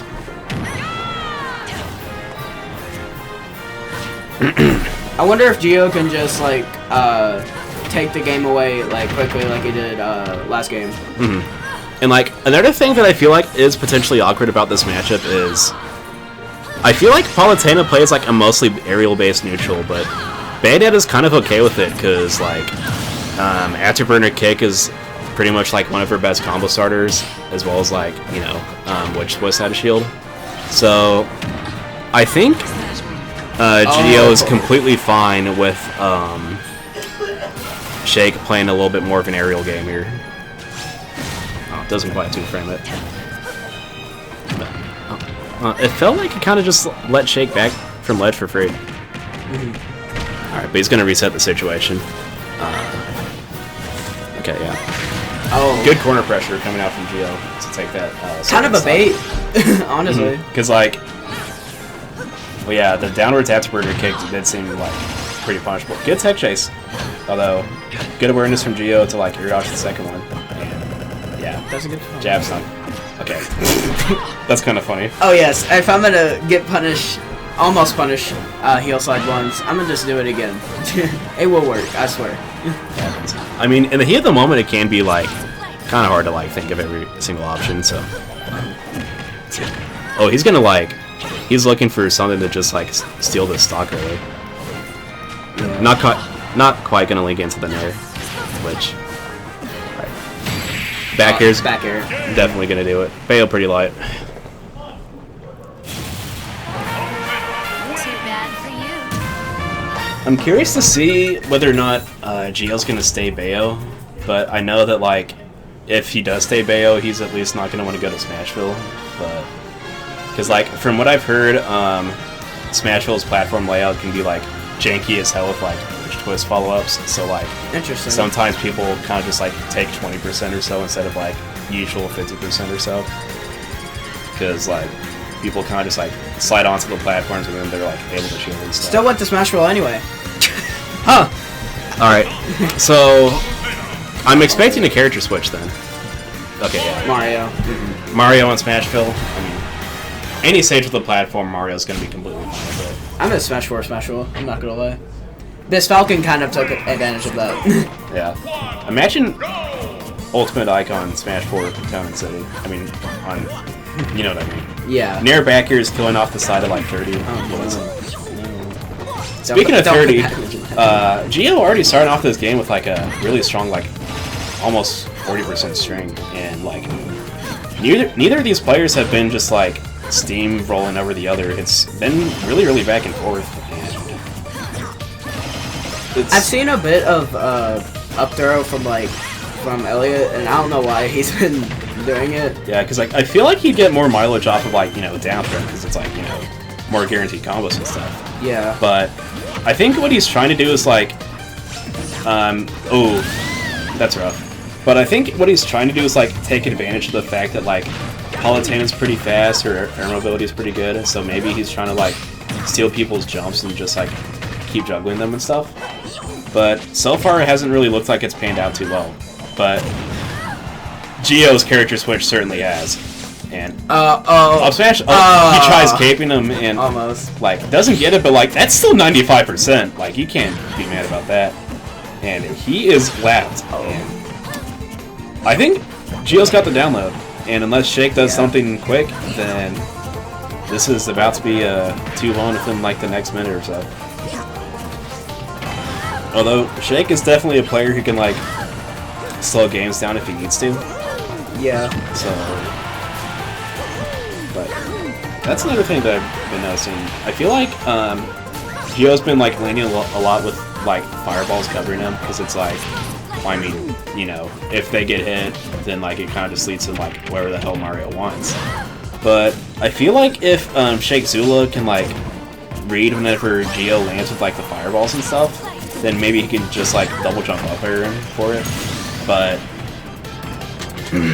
Pikachu can do a lot of that too, and I abused that during my set with Crit earlier. yeah, like just take advantage of him, like throwing it out in the air to try to land. Yeah.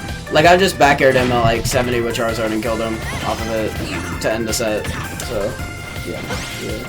And like Shake just like respawned like 20 seconds ago or so, and he is already at 67%. Yeah, Mario can kind of do that. Yeah, Mario's damage output, his hit stun, like his combos are so freestyle, and it's just like, well, character's good. Character's really, really good. Down it? Oh, why did I say down air? That's forwarding. Oh. Oh, what? What was that? That's rough. Recovers a little bit too high, and that's going to be a Geo taking it over What Shake was too. that? Oh, no. That's nuts. I've never seen... Hello, Wither Hunter? Yeah, that is an oofy. I've never... Only stage I've really like seen that on consistently is Unova. like Unova. But then again, it's just like...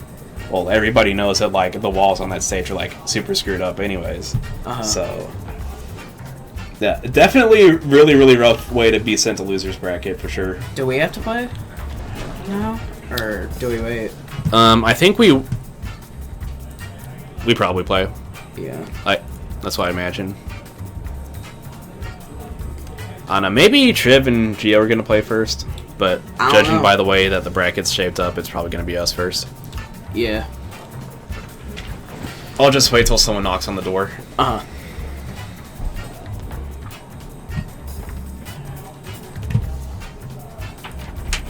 Looks like We play? You two are up. Cool. Yep. I'll get it quicker. All right, thank you.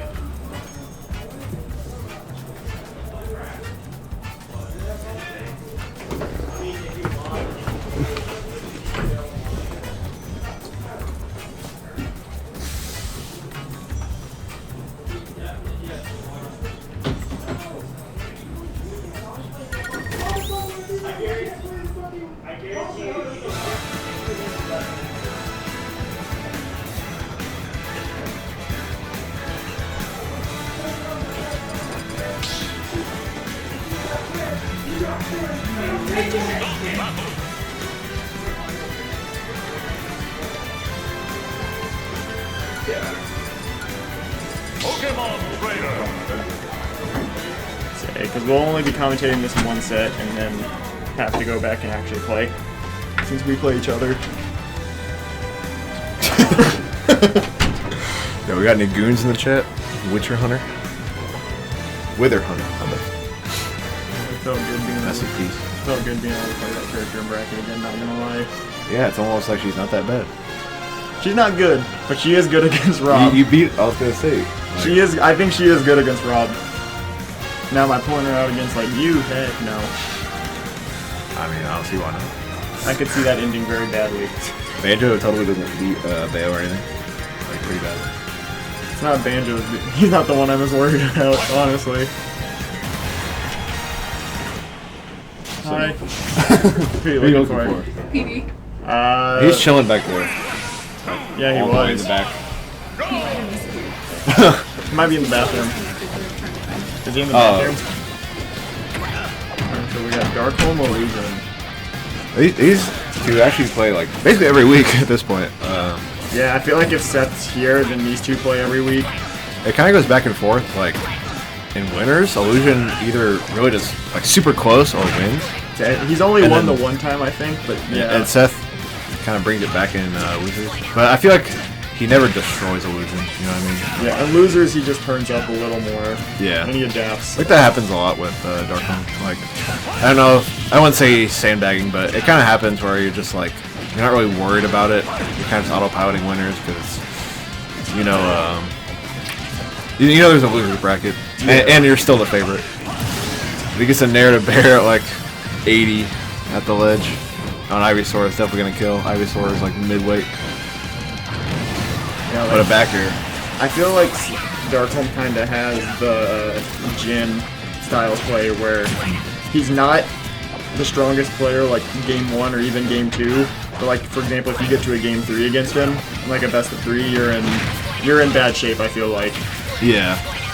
I always like watching this like Illusion versus Darkholm's Ike because my PT always gets destroyed by Darkholm. I literally do not know what to do at any point. Like, it feels like he's just good against all 3 Pokemon, but then I watch Illusion and it's like it's always even. Yeah. So I mean, he definitely is a better PT than me. I'm not gonna pretend like I'm a better PT or something. It's just like he definitely plays a lot differently than I do, and I like watching it to see how I should be playing it. Yeah, I can see that. And also, like, his Ivysaur, obviously way better than mine. My Ivysaur is to be desired. His camp's a lot harder, which is a good thing, I feel like, in matchups like this especially. Ooh, he went for the Illusion, drop off up B. Shielded, but not punished. Oh, that sucks, yeah. I feel like it's really hard to punish that up B when he drops below, because it's like a scary thing to punish. Yeah. Because if you mess up slightly, you just get hit by like tipper up B, and you take massive damage. Yeah, but... Or you lose all stage control. But at that percent, it's kind of like, whatever.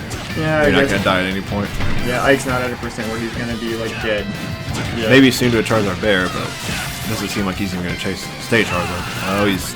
Ooh, that was close. That had to be like within a frame of hitting. I'm shocked he got that. What's up? Yeah, we're actually open every Friday.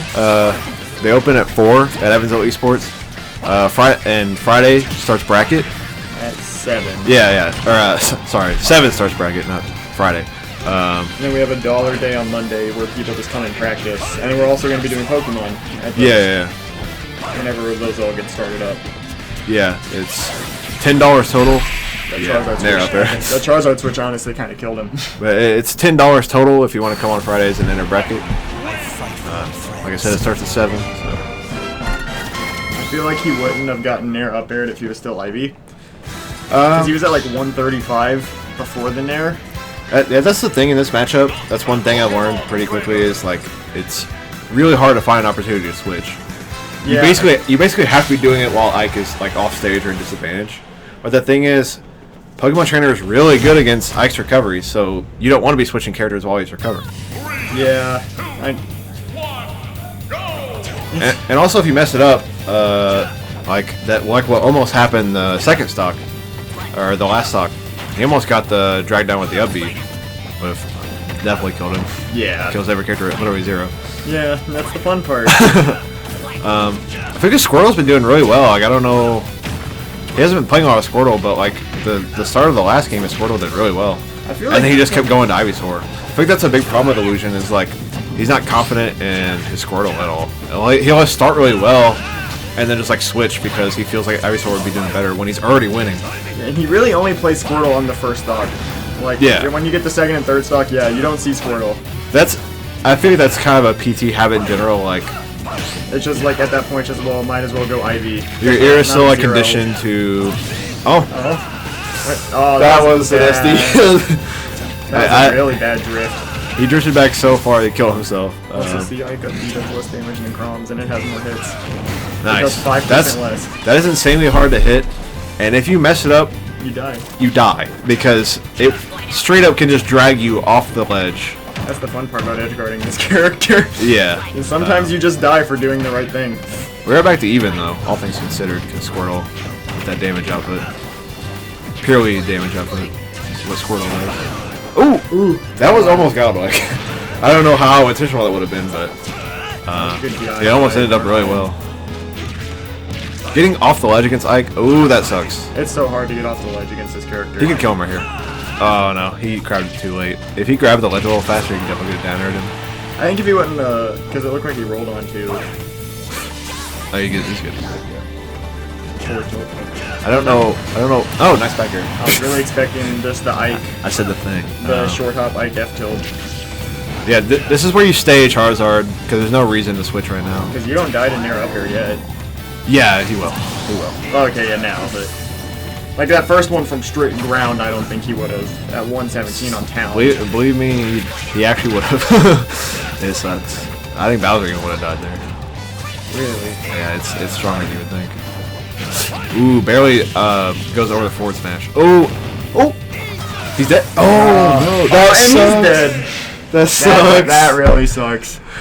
Like, I feel like after he missed the nair, he should just try to go right back to ledge instead of going for that down air. Yeah, he kind of overextended it. All right, now we play, and But now the commentators have to play. I think they're gonna come back probably and commentate. If I had to guess.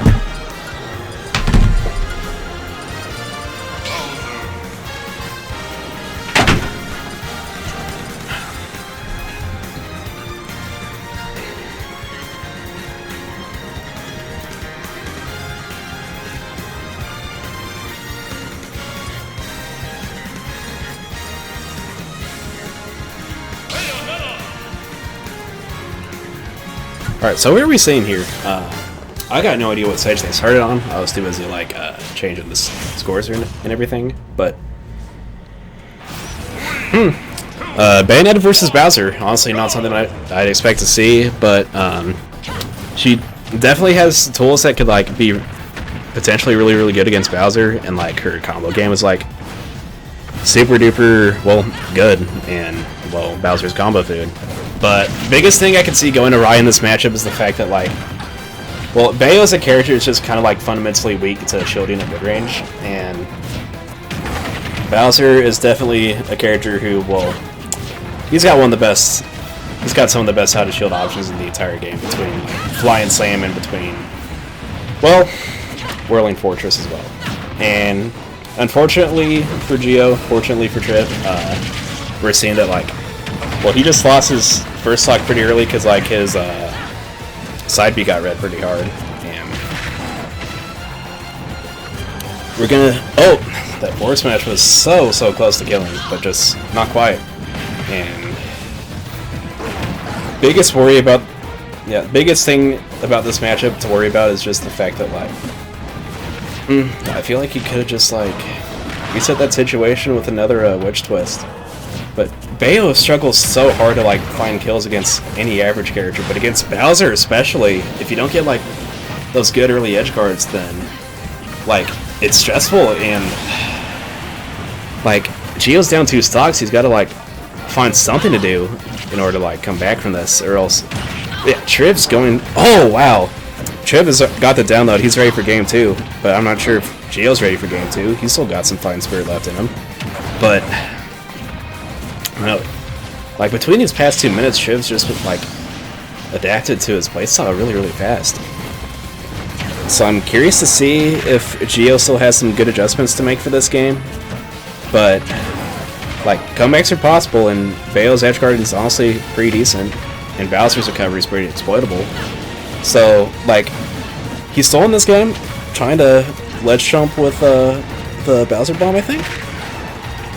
Although Geo's gonna roll from ledge too early for that to actually happen. And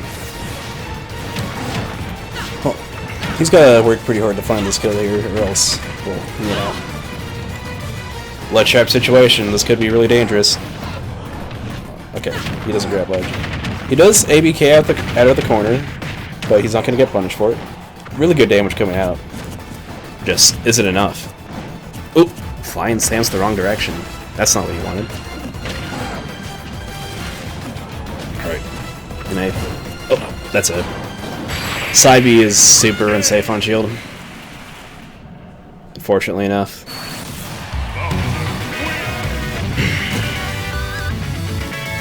And that's gonna be Triv up 1-0 against Geo. I'm expecting to see a character switch, but I don't know, maybe Geo's still thinking about, like, spending a little bit more time into playing Bayonetta. I don't know.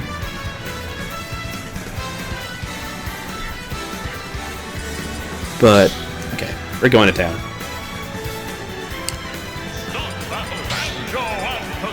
Banjo switch, alright. Is he still gonna play Bayo? Okay. Maybe against a character who likes to play a little bit of a more slow-paced game like Banjo, Bayo's probably gonna find a little bit more solid ground to work with, but I don't know. All the same, I feel like Banjo could do a pretty decent job of just like, well, zoning her out pretty well, but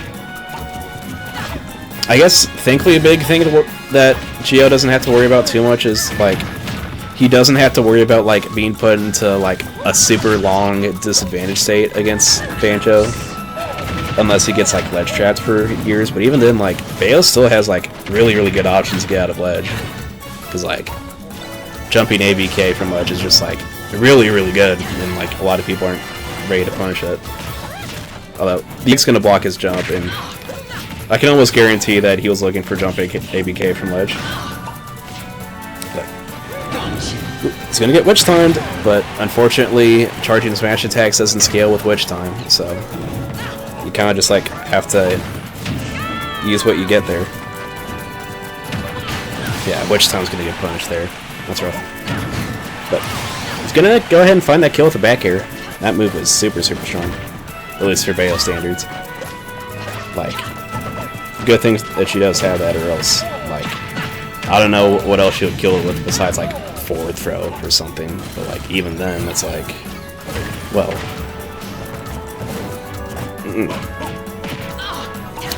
but so far pretty neck and neck game, pretty back and forth, so I'm really curious to see just like oh, explosion might have saved his life, because like I think Geo was trying to cover spring before the grenade exploded, so I actually bought him just a few more seconds, and that was a really good platform reset. And like, decent amount of damage too. So let's see.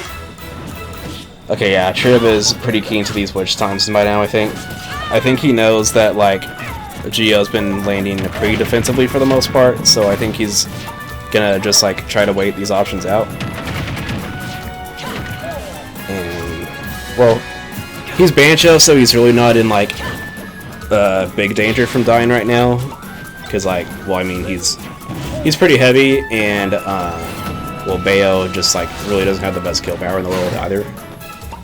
But like once again, like Trib and Geo are both at like super high percents, but oh, doesn't. I think up smash would have caught the no mash there, but well, that's neither here nor there. It's already happened. But dash attack's gonna do it. That one's actually kind of strong. Right, is he gonna jump out of the corner?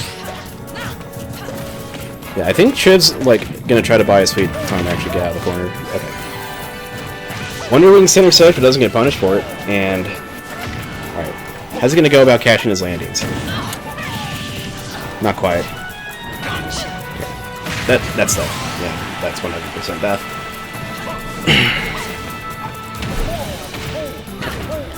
Alright, we could see some big damage come out here. Alright. Okay, but air dodges out of that string. 42 though, still like not bad. Not bad at all. Forward air? Not quite gonna kill. Maybe if you got like at a different spot during like the afterburner kick, maybe, but like still really good damage. Like he racked Trib up to 115 with fairly low commitment, so like that's pretty good. Yeah, gonna land with witch time again, but like Trib doesn't turn around, and back air's gonna do it. All right, we're seeing a game 3. I'm pretty sure Trib would switch to Bowser here. I'm pretty sure, but like I don't know. Maybe with how close that game was, with how close that game actually was, I wouldn't be surprised to just like see him stick around with Banjo for one more game and just like see how stuff goes.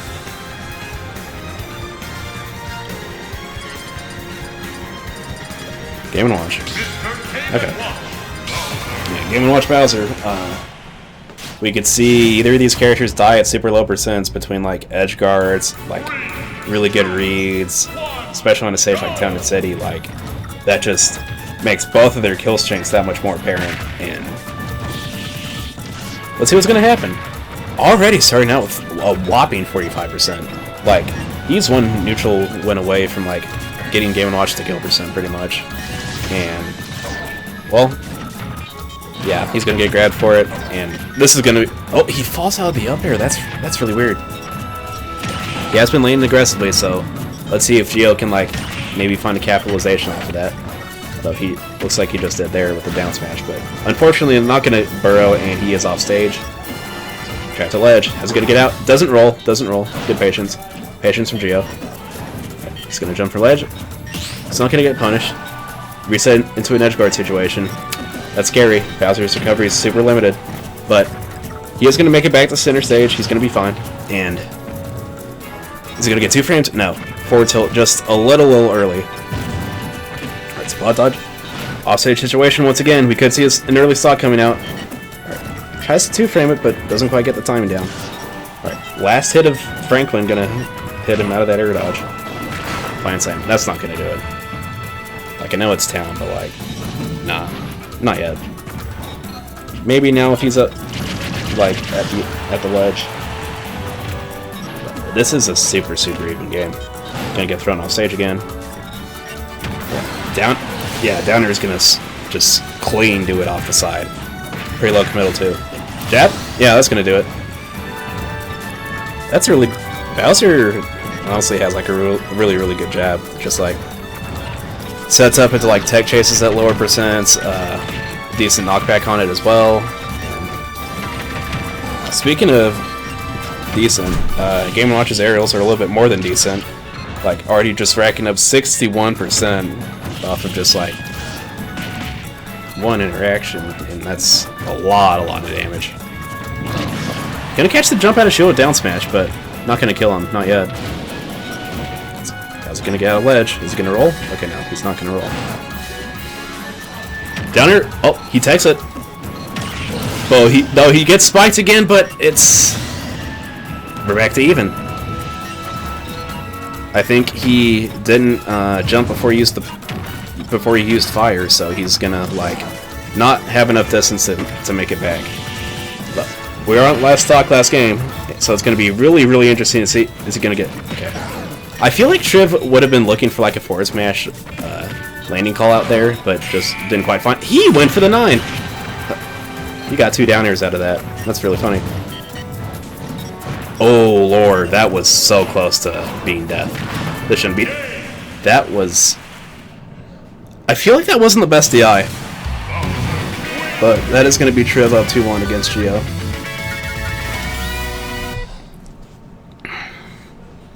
Like, granted it's town and granted there was rage, but I don't know. I feel like he could have lived a little bit longer, but I mean, game was still super close regardless. Anyways, I gotta play again, so. Or do I?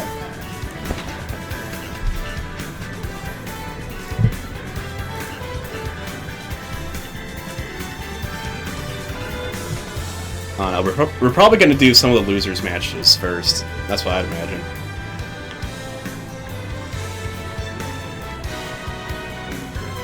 I don't know, I'm just kind of vibing in the commentator room right now. You feel me?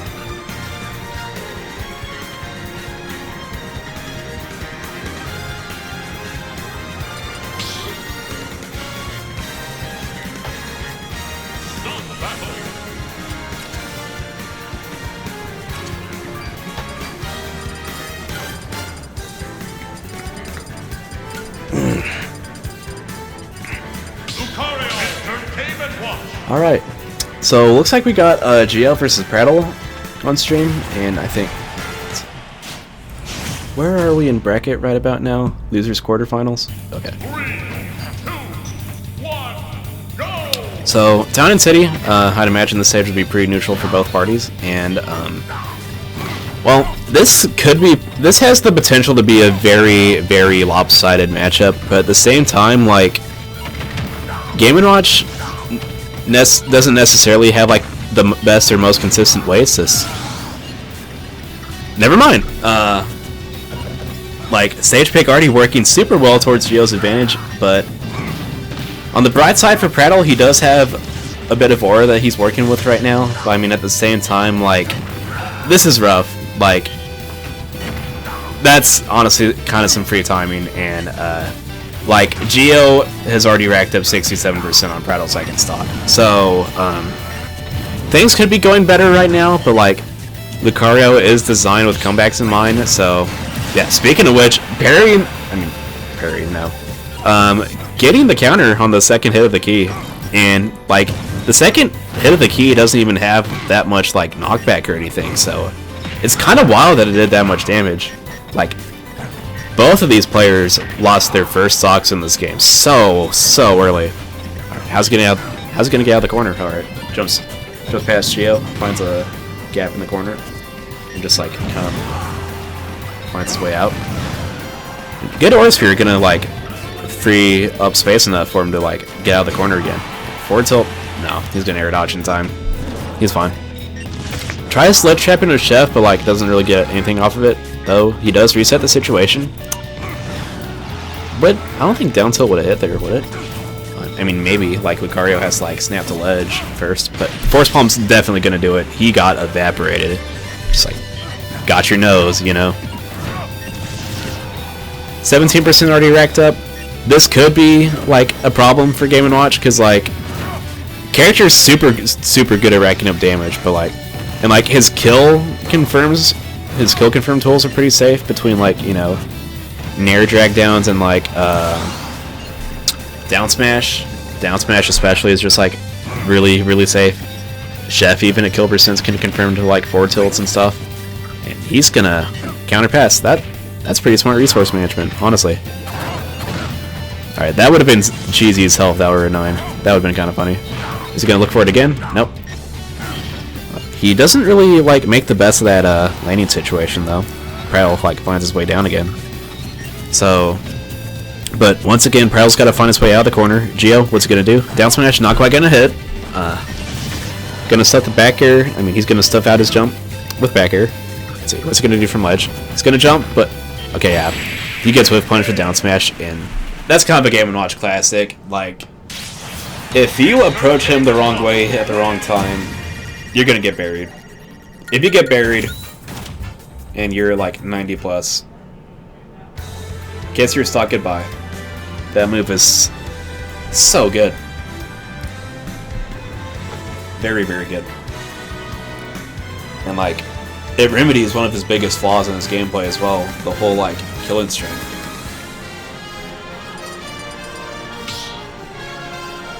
We're gonna see Battlefield. Are we gonna see a character switch?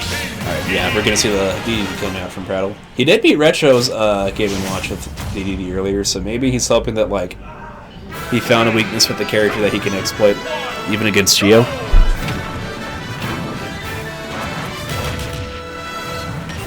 Well, I mean, this could go one of two ways. Either Gio gets, like, put on ledge at ludicrously early percents and, like, dies from it, or Prattle gets put into the blender. But right now, we're seeing, like, both of these options happening at the same time. Like, neither of these players really have like a super tangible lead against the other. And the Shockwave's going to cover him like dropping his shield, and he's got to find a way out of the corner. Roll down smash is going to do it though. Right, is the Gordo going to hit him on the top? Nope. Fire's hitbox is going to send the Gordo away, and he's not going to have to worry about it. Although he is trapped off stage, Forder is going to do it. Really, really strong. I guess strong's probably not the right word for it, but like, it's going to kill Game & Watch at 120, definitely. Is going to get off ledge. Neutral get-up's going to get called out. I think he was in the middle of down tilt frames, but like, I think the hitbox is kind of small, so the Shockwave's going to get him. He was like waiting to punish it, but not quite going to happen. Yeah. Another thing that I really haven't noticed too much is like, I feel like, then again, Prattle hasn't exactly been giving him the opportunity to, but like, I don't think I've seen much like fire out of shield coming out from Geo, because like, I don't know, that move's just like really good, and like, frame 3 out of shield option, just like, really, really solid, really, really fast, leads to a lot of damage, but then again, like, Prattle hasn't really been like, put himself in situations where he's like, yes, please, please let beat me out of shield. I know you want to, you know. Up air's gonna kill. Forward smash, gonna be the sour spot, not gonna kill. Yeah, heard him from here. Tipper, not gonna get the tipper though. Fortunately, you do have to worry about the spacing. I do think that if you did up smash instead, it would have killed off the top though. But, I mean, that's neither here nor there. Gonna get an air up tilt. Gonna rack up a decent amount of damage. Let's see if he can't quite get a little bit more though before he loses this stock, or if he loses this stock, because we could see DDD just like for a long time. No, we're not. That was kind of funny. Right, that side B just did how much damage? Like 31. Got the hammer hit and the Gordo hit. That's a lot. He's looking for something through this platform, but Geo's not giving it to him. He's going to challenge that with up airs. That's pretty safe. Tries to call out a jump out of the corner, but not quite going to do it. He's looking for these 9s. I don't like it. But I mean, at the same time, if they hit, it's like, well, look at it. That up air should not have almost killed. Should it? I don't think it should. I don't know. Then again, like, characters I play are pretty heavy, so it's probably going to kill Game & Watch drastically earlier than somebody like Ike. Doesn't get the sours. I mean, doesn't get the sweet spot. Doesn't bury him. This is an entirely even game. Up tilt's going to do it. Big, big noggin.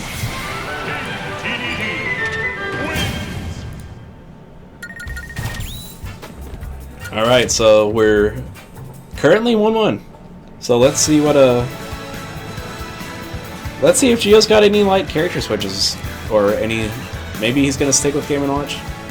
Maybe not. You might see the fabled rap come out. Huh.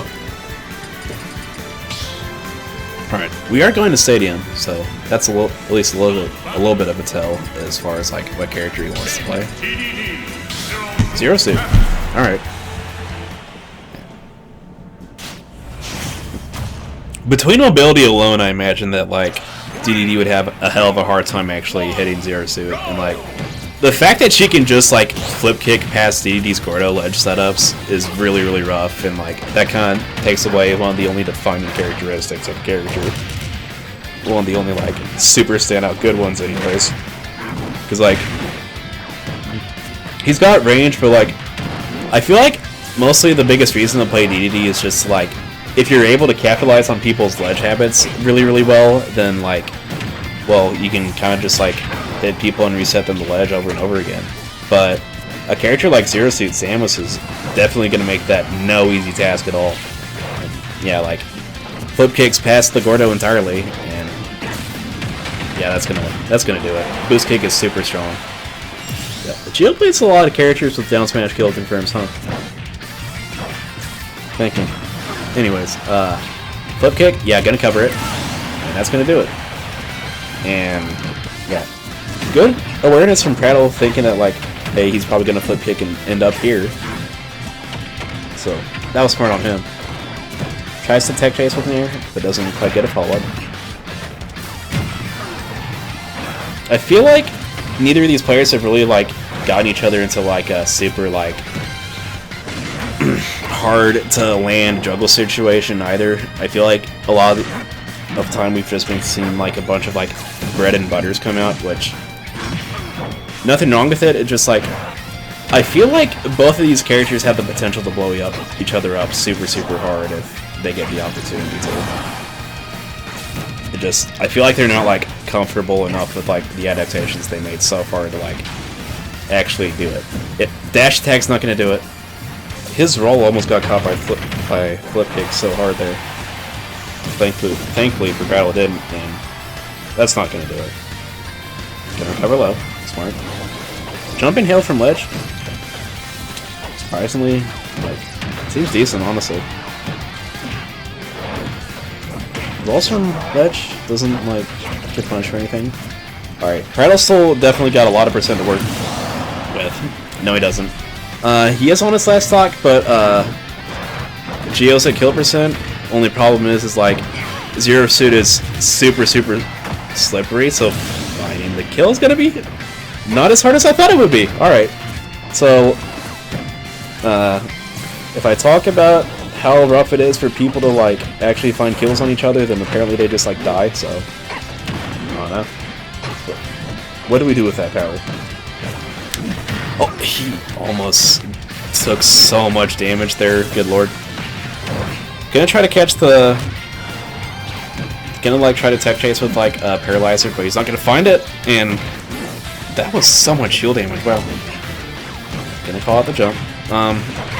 Another thing I've noticed is like, well, I don't know.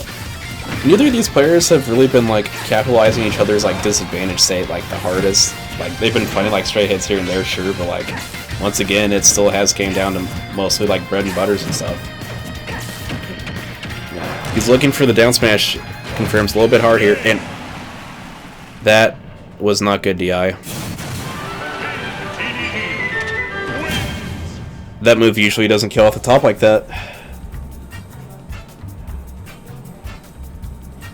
I feel like that was a little bit suspect DI. Because normally what you're supposed to do is just like DI it down in like to a direction. But I don't know. I do feel like the DI was kind of whack on that one, to be honest.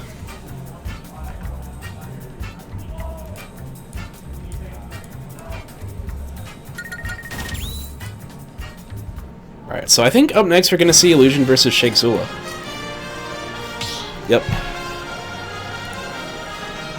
That's going to be Illusion on the right, and that's going to be Shake Zula, low-res Shake Zula on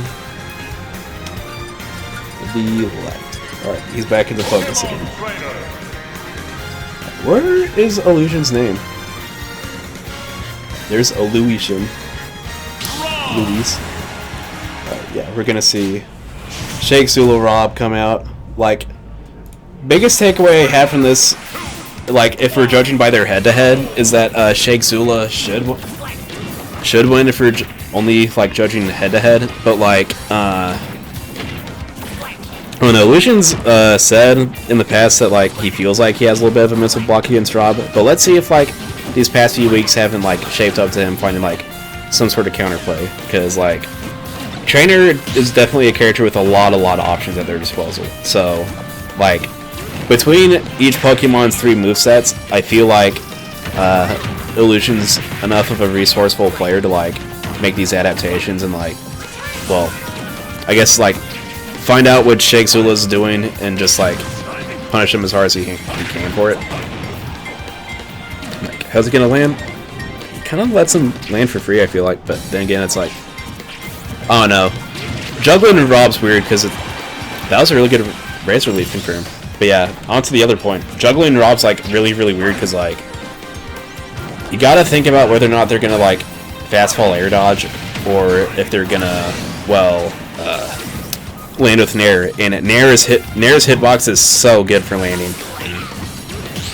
didn't mention this earlier, but like that was really good. Like calling out Vine Whip with like the rotor arms was very, very smart coming out from Jake Zula. And alright, gonna catch his jump from the platform, but not gonna get too much off of it. Really good ledge setup there, but like not gonna quite find the capitalization off of it. He's throwing him off stage, and that's actually super scary. Okay. That was a really long-lasting hitbox. Alright. Alright, it just looks like Shake Zula's found like the adaptations he needs to, and like he knows Illusion hasn't been air dodging out of a lot of this stuff, so he's just gonna like press a lot of these like aerials and like a lot of these just like really strong moves, because he knows that like Illusion hasn't really been air dodging out of him. So you know, what's the problem in it? Because it's like, you know, if he's not gonna like do the defensive options out of it, then well, give him one of those.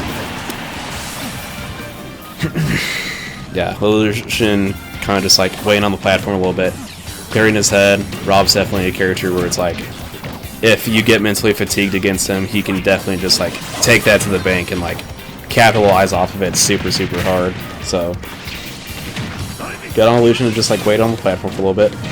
We could have seen a really, really early stock come out from Shake, but not quite gonna happen.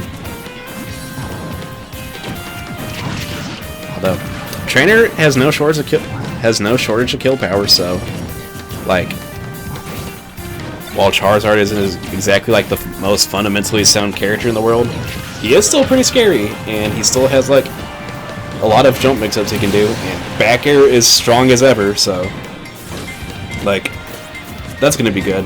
And he hasn't really brought up Charizard that much this game, so I feel like Shake's been playing against Zard the worst of any Pokemon so far, so I think if Illusion keeps that in mind, like tries to like do a little bit more like Zard stuff, even if he is like on paper the weakest of the 3 Pokemon, then I feel like he might have his best shot here with Charizard, especially considering that like, you know, he's the heaviest, so he kind of like doesn't have much of a choice as far as like survivability goes, because like Squirtle and Ivysaur would have been dead like a long time ago. So I mean, maybe not Ivysaur dead a long time ago, but like Squirtle definitely. And I think Shake Zula's looking for a grab here. Yep, that's gonna do it. Up smash. Yep.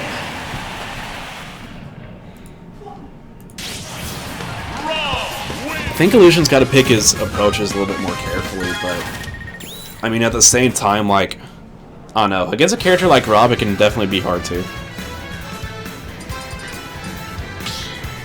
I think he needs to play a little bit more of like a patient, like, with punish-based game, and like, whenever he does win neutral, I feel like he needs to just like, well, juggle him harder, you know? He's got to like identify his landing habits and like take it as big of an advantage of it as he possibly can. Although FT is definitely an interesting counter pick, because like it makes Rob's zoning better, but it also makes like Ivysaur's zoning better, and it makes both of these characters just like so vulnerable in the air.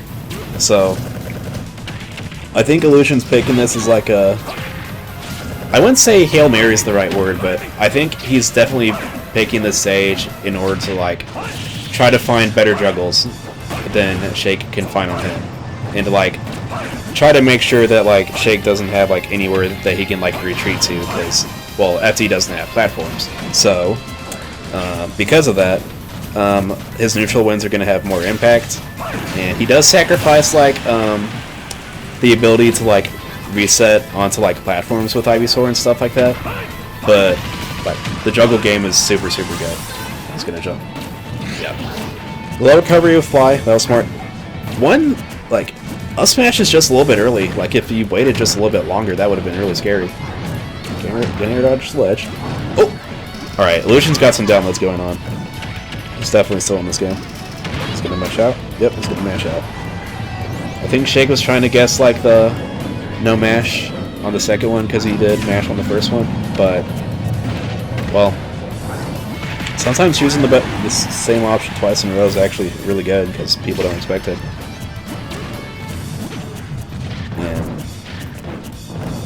Illusion's definitely trying to look for jumps out of shield, but he's not going to find any.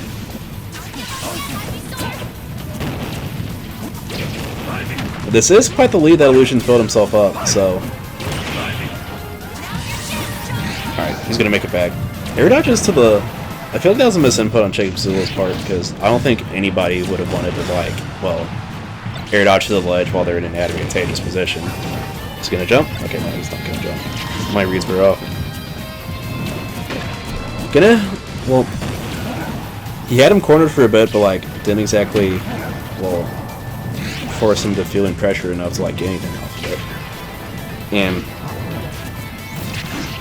okay, we're going to see. Seen some gyro gameplay going on here. He tried to catch the ledge stall with gyro back here, which, if Illusion stayed on the ledge a little bit longer, I'm pretty sure that would have worked and Shake would have been in the lead.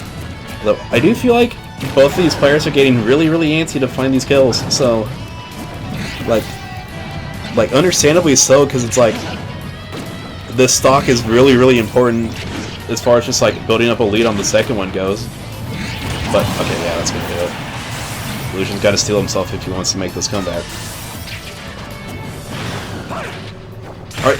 Oh, no up air. Gonna wait for the recovery low. Well, I feel like up air would have done it that high up, and with like cross reset and everything. But I don't know. Maybe Illusion would feel a little bit more comfortable trying to find a kill confirm off of these Razor Leafs.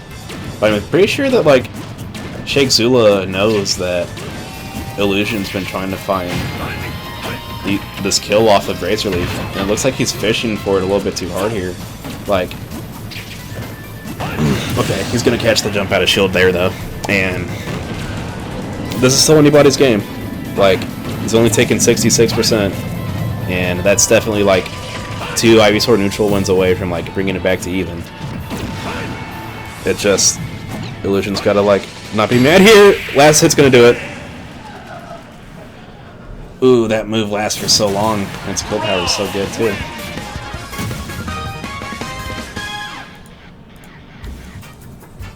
Oh, and I put in the set count wrong there too.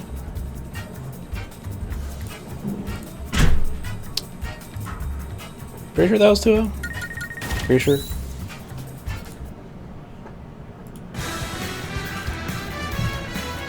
Set count hasn't been recorded yet. I think I put in the information wrong.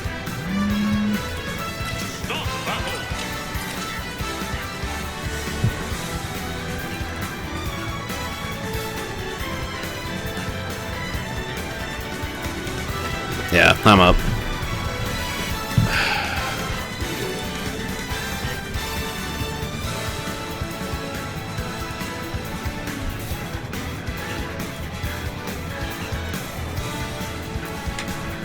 I'm putting the names real quick.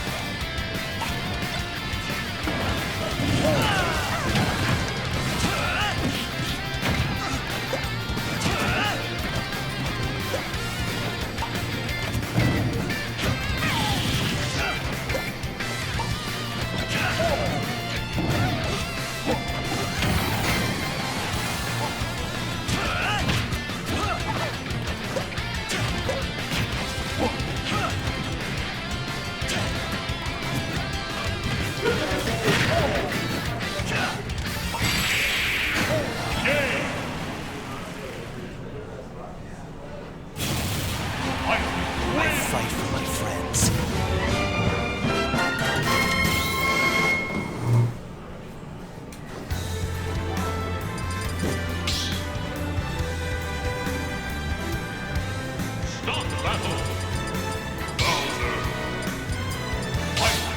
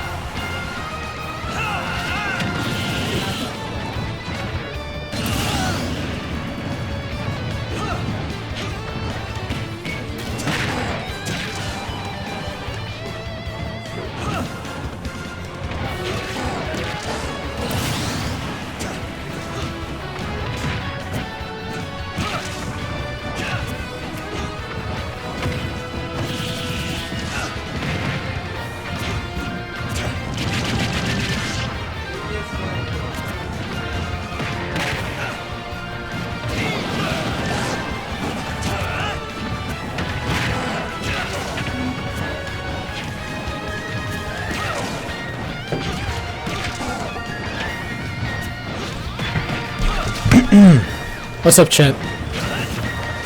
Prattle.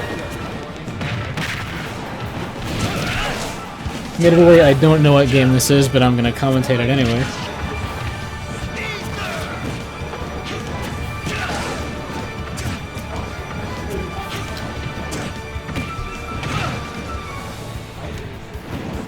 Arcombe got him in the corner.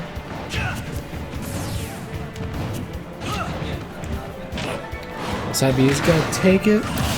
Just barely. Even at that high percent. It's still doable for Triv. Even if it's difficult. Bowser can definitely bring it back. Just gotta be careful with where he takes his Equinix. Or Nair.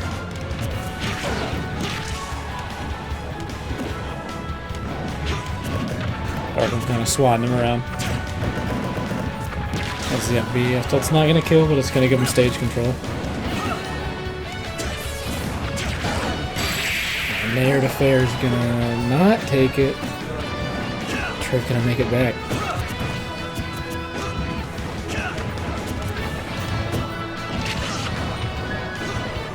It's scary, even though Darkholm's at 60. It's anyone's game now.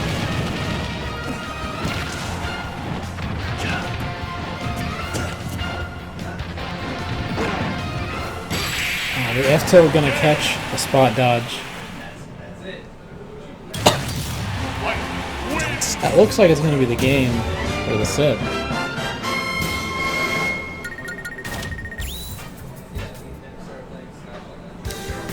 I'll have the score updated in there shortly. Next is, I believe, myself and Sheikh Zula, so I'll try to get somebody in here to actually commentate that.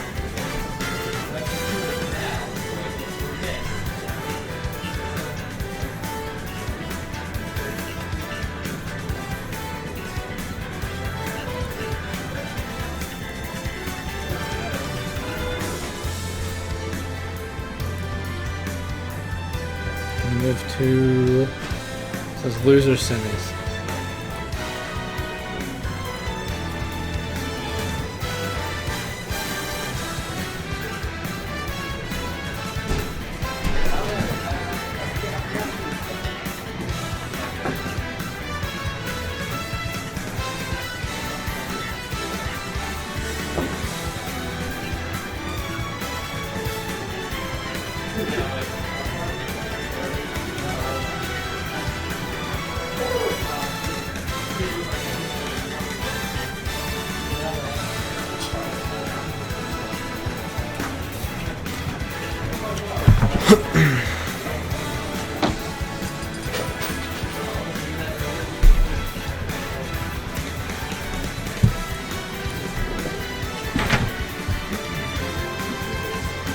Alright, so who do we got up? Looks like we got Sheikh Zula versus Prattle. And what stage are they going to start out on? Good question.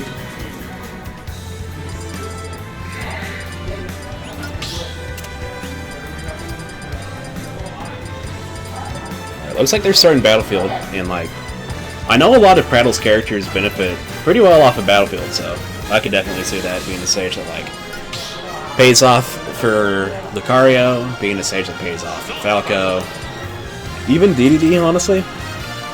And like, well, I imagine that Rob wouldn't really like complain about going to Battlefield either, because it's like, well, stage is pretty big, like platform layout's pretty good for helping him land, you know, that type of thing. And we are seeing the Yoshi come out. Prattle doesn't often play Yoshi, but he did beat Sheikh Zula with Yoshi last time, so that's probably what he's looking for. And already we're seeing like a really like high octane, just like, I don't know, they're already just like fishing for each other's like landing habits, fishing for how they jump in neutral and stuff. Like, and Sheikh Zula was doing a pretty good job, like keeping him like in a disadvantaged state, but the Yoshi Bomb gonna help him out, and he finds his way out of the ledge. Sheikh Zula hasn't really like, I mean, yeah, it's been less. They've been playing for less than a minute, so it's not like we're gonna see anybody like trap each other at ledge for like eons or anything. But Yoshi's got some pretty good conversions. Like, already on stages without platforms, but with them, they can only like make them even better. So, well, you know, it's pretty good for Yoshi's damage output. Rob's a character who like can kind of like get hit once and be like in the air for a good like real good while.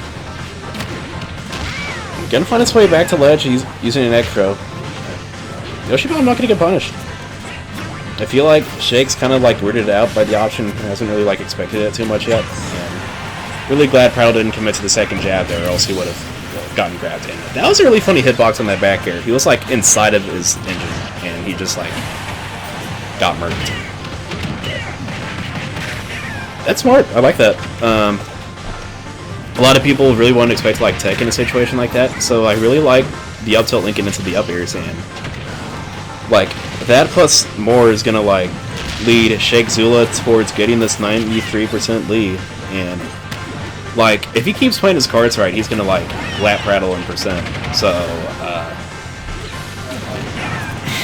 like if he keeps playing this like slower paced game, then this is going to be a pretty hard thing from Prattle to like come back from. And it looks like Shake has no plans of like making his game plan any aggressive whatsoever. So like keeping him just like at a state where he constantly has to approach, very smart. And he's got a 2-stock lead, so if he really wants to, he can go for like a few more like risky plays, maybe like gyro shenanigans off stage into like side B to kill pretty early off the sides, but like I don't know, Prattle definitely ain't out of it yet. Like already like a pretty clean amount of damage coming out, and Shake pretty much just like respawned like 25 seconds ago. So 91 already off the bat. 103. Doesn't get the forward air though. Drifts away from it. And Wattage gonna get called out by the full charge laser, and Prattle. Well, Shake sees that like Prattle hasn't really been like air dodging out of any of Shake Zula's like confirms or anything, so he's just kind of like stringing together a bunch of these hits. Then again, it's also like Yoshi's combat character who like the resources for recovering to the back to the stage are incredibly vital. Yeah, down air is really good. Like in a situation, even if Shake Zula didn't jump out of it, down air would have done enough shield damage to where the last few kicks would have poked its shield, and it might have killed anyways. I don't think it would have killed, but like it still would have like poked through his shield regardless. And he's gonna accidentally run into that back air, and that is gonna be Shake Zula up 1 game. Really curious to see what Shake Zula is gonna be banning against Prattle, because well, with the roster of 4 different characters, it can be kind of hard to like find a stage that like impacts all of their game plans in a negative way. But it looks like he's taking a while to like think about what stages he wants to strike, so he's probably still thinking. They're gonna run to Yoshi's story. Okay. Once again, I imagine that like Lucario on it. That actually sounds really good now I think about it, because it's like if Prattle's able to live, although granted it can be hard to live on Yoshi's story because like, well, the ceiling's kind of small as far as like everything's concerned, especially with like keeping platforms in consideration. But if Prattle's able to live for a long time himself, then I could really see like Lucario reaping a bunch of benefits off of the stage like Yoshi's story, with like just the generally smaller stage size, the lower ceiling, you know, that sort of thing. Yeah. Cross-up Nairs gonna be pretty safe shield pressure. Don't know like the exact string data on it, but it looks pretty safe. And Shake's gonna SD. That was a rough directional air dodge. I don't know. Maybe he's doing this so that Lucario can't do Aura. I don't know. You never know, right? Okay. But it looks like he isn't phased too much by it. He's still pretty comfortable in his ability to like, you know, play this game, get these adaptations, that sort of thing. Okay. Staying in shield, smart, because like Shake Zula, like, the platform pressure is scary, don't get me wrong, but, like, he hasn't really, like, done anything to, like, force Prattle to, like, jump out of shield on platforms or anything like that. Although, this is the scary part, because, like, well, doesn't get stuck in Aura's Sphere, air dodges, and has too much air dodge lag to actually make use of it. That's unfortunate. Though I imagine just like theory crafting it, just like Lucario might actually be kind of scary on this stage because like, well, people are already like conditioned to shield on like platforms and everything, right? Because like, you know, most characters don't have command grabs. Like, most characters like don't really have to worry about. Oh, that was a really good string. Forward air up here, like not gonna air dodge it and gonna be caught doing nothing. And Prattle's gonna take that stock pretty clean. And he's already built up just close to 20%. Extreme Speed gonna hit him on the way back.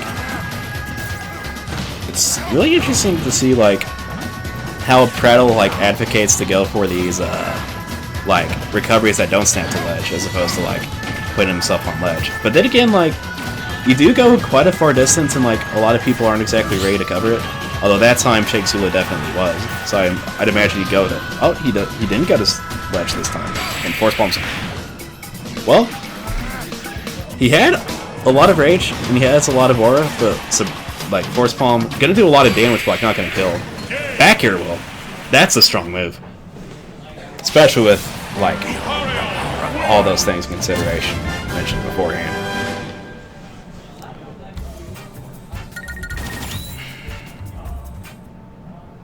So I'd imagine that Prattle would probably ban flat stages here. Okay, Stadium seems like it'd be a pretty neutral stage for both characters. Lucario, draw.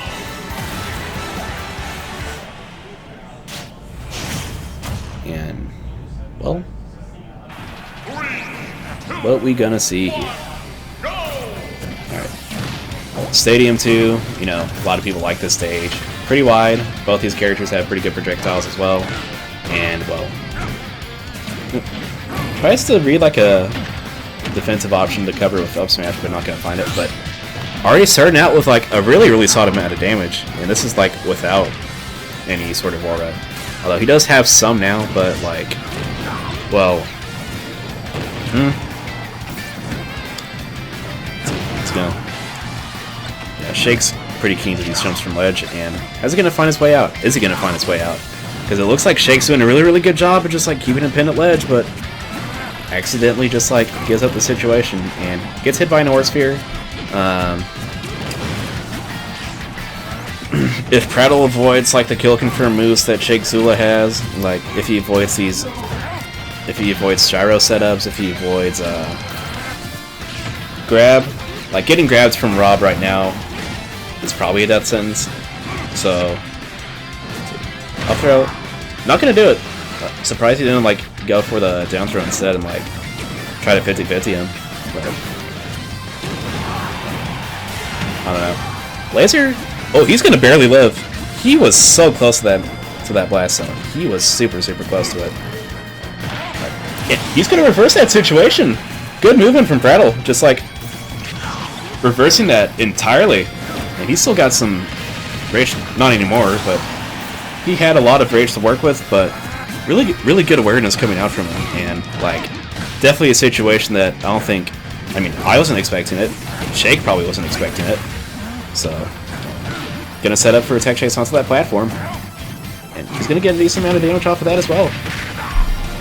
But I think it's really neat that like Lucario's got a counter that like, as far as I'm aware, like not any other counter in this game can like potentially set up into like putting people onto platforms. So it's really interesting that like Lucario's got one that you can potentially follow up with it onto like platforms if people don't tech. Look, how's he gonna make it back?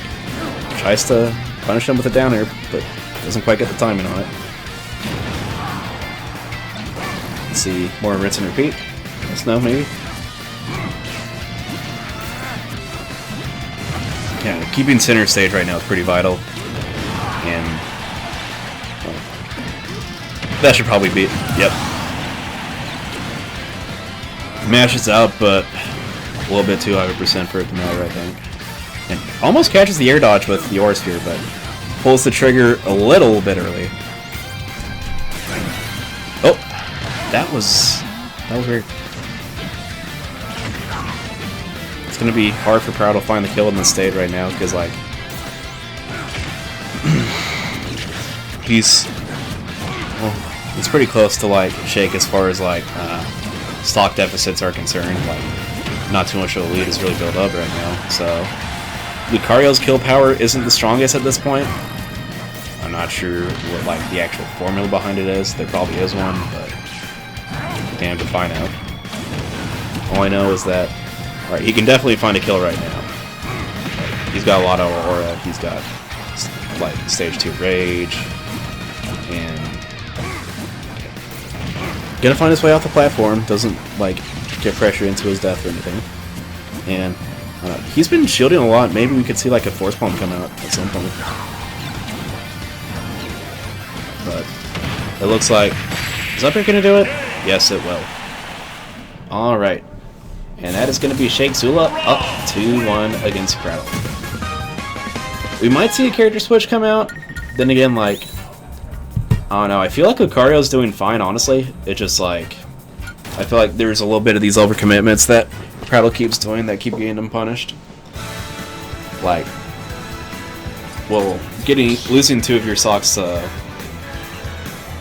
Rob grab, I think, signifies that maybe, like, take a little bit of a step back with the way you're spacing, you know, stuff like that. Yeah, we're gonna see the switch. And we're gonna see King DDD. I can only imagine that a stage like Town and City magnifies DDD's ledge trapping because of like how earlier his Gordo setups would actually kill off the sides. So that could be potentially really scary once he gets like trapped on ledge. Or if, yeah, like once Shake Zula gets trapped on ledge, yeah. Although it could be scary for Prattle as well because, like, well, I mean, Rob on Town and City is a really, really good character in his own right too, like an incredible one. And, okay, gonna like air dodge past the Gordo setups. Doesn't really like get scared of him or anything. And okay, looks like they're both fine to just like play this center stage game and just like try to zone each other out with like a lot of these non-committal moves. Nobody's really like gotten a firm download on each other yet. It's been more so just like a game of like nickel and dimes, back and forths. Like nobody's really made the game-breaking adaptation yet. Although that was good awareness on Prattle's end, catching their regrab with down tilt. Jump from ledge, not gonna get punished though. He is in the corner, so let's see if Shake can capitalize off of that. Doesn't look like it. Resets the situation. He's in a juggle situation. Good string coming out from Prattle, 44%. And he got locked in shield, was trying to like catch the jump out of shield with Inhale, but not quite gonna do it. And that was a lot of damage. Like, he's at 92 and Prattle has no intentions of stopping. Alright. I think he was trying to read a directional air dodge in with like the full up B as well. So yeah, I think Prattle's got the download and he is feeling confident right now. So let's see if yeah, Nair up air. Let's go Ike. Okay, that's not Ike. Nair up air, gonna kill. DDD, have fun killing him off the top. Kind of a hard task. Alright. This could be a 3-stock. Like, if Prattle keeps playing this the way he has been, like with the awareness that he has been, then... Oh, he is charging that. He is feeling himself right now. Okay, yeah. He doesn't seem too phased by it. He's probably just gonna, like, try to sit back for a little bit, see how things happen. But like, if I'm Prattle right now, I'm probably gonna intend to like play a little bit more of a patient game, you know, let Shake come to me, even though Rob doesn't necessarily have to come to you. Like, he still has like really good brawling tools, so like, at some point he probably will come back to Prattle. But let's see if Shake still got some gas in the tank, because right now, like, he's certainly at a deficit, but like, well, Rob's definitely a character who can find like a bunch of cheesy kill setups early, and we could see that happen, especially on a stage like Town where like the side blast zones are super, super small. Tries to mix up his DI, but not quite going to find an early kill. Where's the up smash? There's the up smash. Like, Rob is definitely... DDD can struggle to find kills if he doesn't trap people at ledge, so we could potentially see a comeback. Yep. Alright, it's almost out of gas, but doesn't get punished for it. Thrown off stage. Prattle's going to try to set up a ledge trapping situation here. Rolls twice. Prattle didn't expect it. Right. Yeah. Shake's trying to keep... like, do a really, really good job of, like, just keeping the center stage. Up tilt's gonna do it. Very, very last hit of up tilt. Like the last active frame. This is a 2-2. This is close. This is super, super close.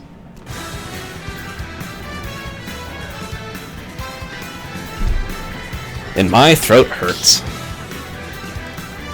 Lylat. That's actually like... that could actually mean a lot with how the stage was laid out. Because, like, the slants could actually realistically really mess up DDD's ledge trapping here. As well as, like, the platform layout. So, let's see what happens. Although, like, the platform layout is still definitely very, very good for the DDD to, like, find, like, conversions and everything. Oh, wow. He is going for some Game 5 stuff. Things that he hasn't pulled out this set yet. Right, Gordo spacing going to cover him for a little bit, but kind of going to bite him in the ass as well at the very end. Neutral get up, going to be covered by Nair. He's got to find his way off of this ledge, but right now he's just kind of trapped there, and his jumps are going to get called out, and Shake Zula is going to take a firm lead on this Game 5. Prattle still got some gas in the tank. Was he trying to, like... I think he was trying to, like, read a roll or, like, read a spot dodge there. Although he's gonna, like, charge the F smash a little bit too long for him to, like, farm him. Although, from Prattle right now... oh! That Lylat's ledge spacing almost, like, really worked to his favor. And good spike! Good spike. That was clean. This is a super even game so far. And I love to see it. Like... neither of these players have, like, had firm control of this game over the other. Although, Shake obviously is in the lead at the current moment, but it can be potentially really hard to find kills on DDD, so we could see, like, Prattle find his footing later on this stock and maybe, like, bring it back a little bit. Gets the Nair, but doesn't get any confirms off of it. Gonna mash out, yep, but not enough mashing. Alright, but... ooh. Falls out of the last hit of the up air. I think Prattle tried dragging down for a potential, like, reset onto the platform, but I don't think DDD has the frame data to, like, do anything like that, sadly. Gonna spit back to gyro, but I don't know, I feel like he's been going for, like, a lot of these high committal options, and, like, not the best thing in the world to do if you're on Game 5 last stock. Yeah, like, Shake Zula's just, like, building up this wall. Like, Prattle can find the comeback, but this might be a... alright, gonna mash out. He's trying to find the regrab. Prattle, smart stuff, gonna be trying to cross him up instead of, like, hitting the front of Rob's shield instead. Let's see, are we gonna find... no up tilt. We could see Prattle do this, but, like, once again... is up air gonna do it? Yeah, it is. That's gonna be Shake Zula 3-2. Interesting bracket that we got going on tonight. Like, with... let's see, what are the standings anyways?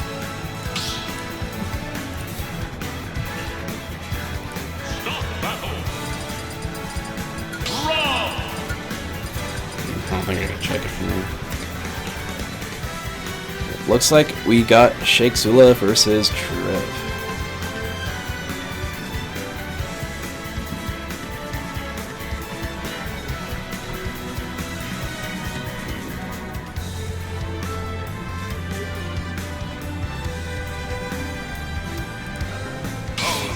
They're just like laughing, they're bantering around and everything. Probably should have put in the names, huh? Alright. Loser semis. Nope, this is losers finals. Where is losers finals? Loser final. Yeah, losers final. Alright. Already we got Shake Zula starting out with a pretty firm percent lead. Like, doing a really good job keeping Triv out, but unsafe hit on shield is definitely gonna like, well, Bowser likes that stuff. He likes playing like fairly defensively, letting people approach him. Although at the same time, like, Rob, like, definitely a character that, well, is very, very good at playing the keep away himself. And he's off stage without any resources, but not gonna get punished for it. This is some scary stuff, because, like, both of these characters have really, really good kill power, and he's probably gonna mash out. Up air? Okay. No. Is he listening for the... I think, I don't know, maybe Shake Zula's listening for these, but I mean, at the same time, like, he is listening to music right now, so that could potentially be a reason why he's missing a lot of these, like, down throws. Gets dragged down up air, but, like, nothing off of it. Although, down throw is going to lead to the up smash, and we're back to an even game. So. Alright, we're going to see Triv trying to, like, control this airspace with Bowser aerials, and you don't like to see that. We don't like to see SDs. Although, hopefully Shake Zula isn't phased by it too much. Smart forward error to break Triv out of that setup. Yeah, like, knowing that he's got, like, the range advantage, so, like, why not just, well, you know, use the forward air if you know that, like, you have the range advantage and someone's going to be trying to go for a move on you that has less range. Air dodge back to ledge. Although, it looks like, after that unfortunate SD, Triv has definitely, like, gotten control. But that's going to be a really good ledge trap sequence coming out from Shake Zula. And gyro back here is going to kill very effectively.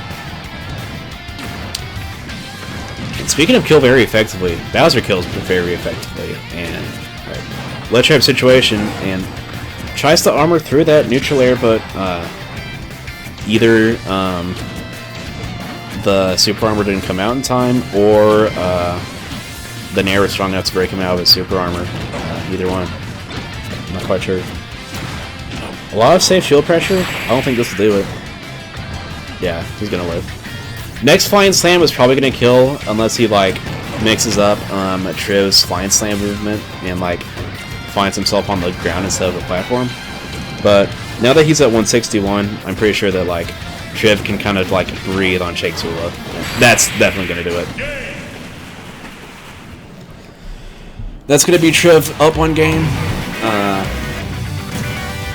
I'm not sure quite what Bowser banned. I'm gonna imagine FD Kalos, because I can't imagine Bowser getting too much mileage off of those stages, especially against someone like Rob. And Shake is gonna counterpick to Battlefield. Alright, we're gonna see Trainer coming. Alright. I know he's got a Trainer, but, like, haven't seen him use Trainer too much too recently, although I think Triv has used them recently, and by recently I mean tonight's bracket a little bit earlier on.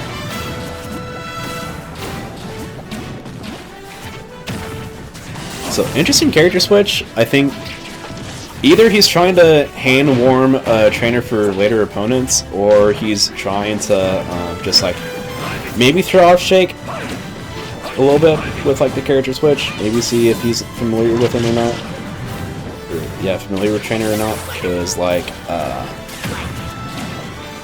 character definitely has a very, very good and robust toolkit, and, well, good players can definitely make really, really good use out of Trainer's options, like all of them that they have at their disposal. We're seeing a ledge trap sequence right now, and, like, Triv's gotten Shake Zula off stage, and, like, that was a really clean ledge trapping sequence coming out from Triv. Like, he did not let Shake Zula touch the ground for a really solid amount of time there. And are we going to see it again? Okay, he's going for some funny stuff. Recovering high with fly, train hits. Like, oh no, I feel like Triv kind of isn't respecting Shake Zula right now. And he's just kind of like, you know, where's the next opponent, you know?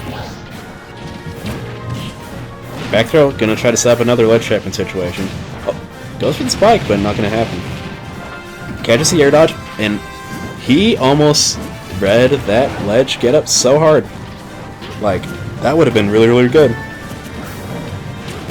Yeah, back here, that's gonna be safe, but his spot dodge is gonna get punished.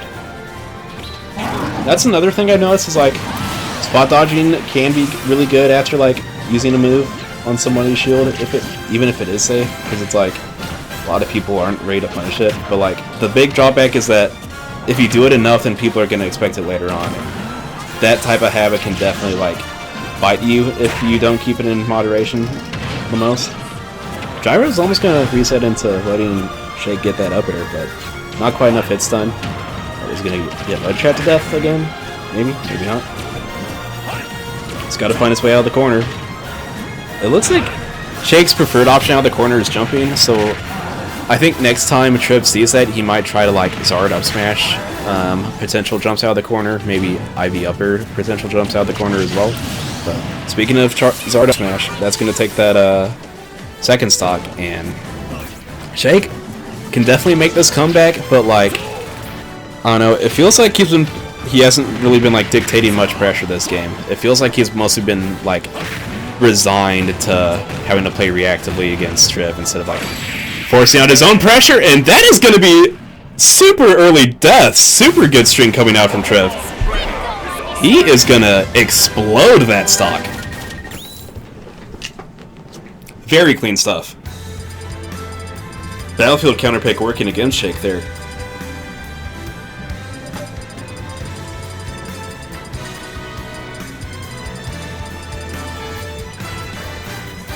Yeah, like, if I'm Shake Zula, I'm probably thinking about what stage I want to go to, too. Yeah. Town and City does seem like it's a pretty solid stage. And the Banjo. Alright, we're gonna see Palutena come out. Like, we've seen Shake Zula's Palu a little bit earlier, but that was against Geo, and, well, he lost with it during that set. So maybe, maybe now's the time. Maybe against Geo it wasn't the right time. Because, like, I would imagine that, like, Palutena probably does beat Banjo, but I mean, at the same time, like, matchup charts at mid-level are pretty much close to irrelevant. So, a lot of the games are going to come down to, like, player skill above all else at a level, like, well, I mean, at mid-level, you know. Although, it does look like the character switch is pretty good so far, and Palutena is definitely enough of a sandbox character that, like, you can kind of play her however you want to. Like, she's got good projectiles, she's got really good disjoint between forward air and back air, even up air. I guess, yeah, head count neutral air is a disjoint too. Down tilt, like, a lot of safe pokes, invincible back air, tries to set up a juggle, but, like, I guess, yeah. Situation gets reversed, and yeah, forward air's gonna kill super early off the side, wow. Oh no, okay. We're still good. He made it back. No SDs today. Gonna catch the jumps out of the corner. Like, I don't know, I feel like Shake has been getting away with, like, jumping out of the corner against a lot of players, but I think Triv has definitely zeroed in on that habit, and he's doing a really good job of just, like, trying to capitalize off of Banjo's biggest strength, which is, like, keeping people at ledge for super, super long periods of time. Like, between, like, the egg setups, between the grenade setups, between Wonder Wing, between how meaty his forward air is. Up tilt? Okay. He's gonna mash out, so I'm curious as to whether or not up smash for the hit there. Maybe, maybe not. I mean, I don't play Banjo. I don't know that much about the character. All I know is that, like, he's really good at just, like, keeping people at ledge, and his neutral's okay-ish, solid. Gonna land with a grenade, gonna get hit for it, but he's got a 151% lead. And yeah, once again we're seeing the jump out of the corner, and I don't know, maybe Triv wasn't expecting him to jump out of the corner there, and okay, I think that time he was, because he threw out the up tilt trying to cover it. Yeah, like, I think good tomahawk grab, but I think this is it. Up smash, oh, down smash, okay. Although I think both of them would have functionality, or functionally serves the same purpose there, so, you know. I don't think it would have mattered at that percent. This is definitely far from the end of the game. Because Palutena, well, she's top tier for a reason. And, wow, that was really, really smart. That was actually really super smart. Reads the aggressive option and just, like, takes him to Flavor Town. Smart stuff. And really good at taking advantage of that Town and City pick, too.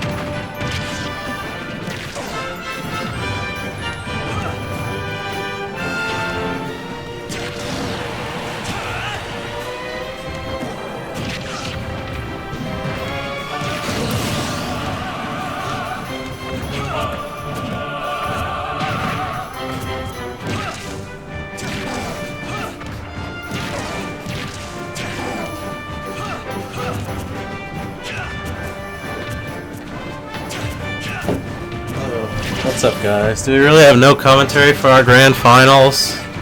Okay, that's about to change. It's your boy, Shake Zula. Yeah, looks like we're in game 1 of Grands. Triv and Darkholm. Darkholm beat Triv 3-0 in winner's side, and that was an amazing ladder combo from Darkholm.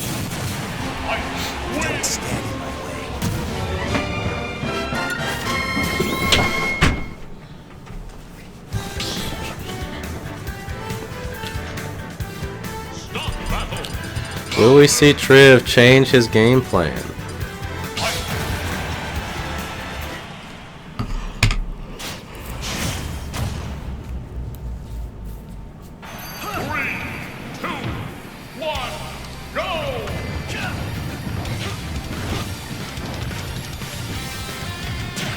Oh my god, he starts with an air!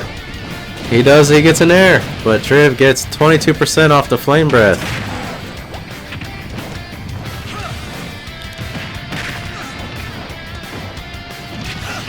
Okay, the dash dancing. Okay.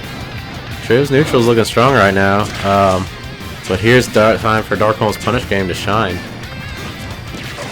Misses the down air but gets a down tilt into a combo. Safely does forward smash. Such a good option.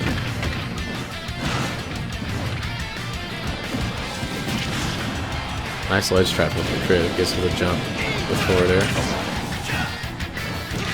Ooh, air dodges right into that down tilt. Ooh, Triv's going fancy.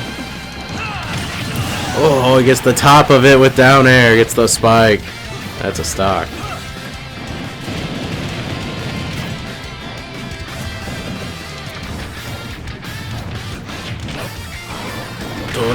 Okay.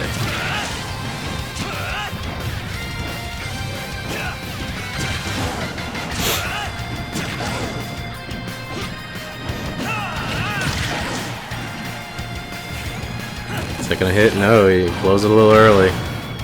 Triv with the 62 extra credits so far. Up tilt not going to do it on Bowser, the heaviest character. Nair up air is going to do it though, for sure. Jab, jab, off stage situation. Flame Breath wins in that situation. Oh, did he try to use the armor on up B to get past it? Oh, wow. But Bowser just said no. Triv's up in it, basically a whole stock now. We'll see where they can take it. If Darkholm gets any more of them ladder combos, then anything could happen.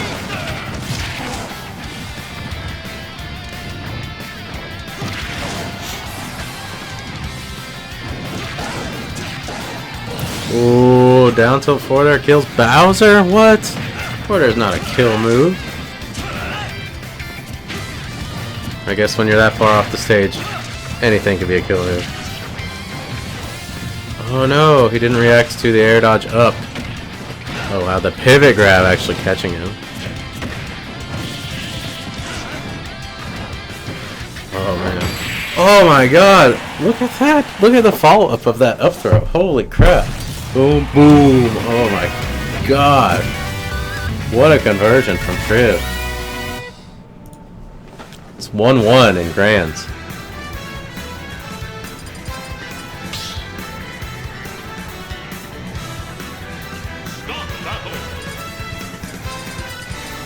Still like Bowser.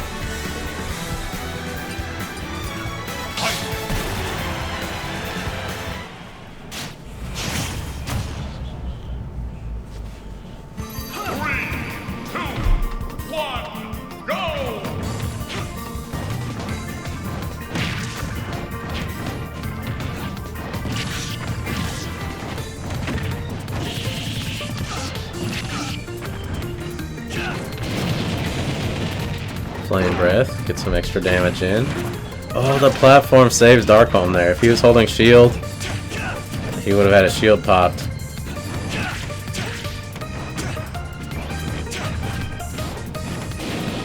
Flame Breath in neutral gets beat by the back air. I think Darkholm has the answer to that.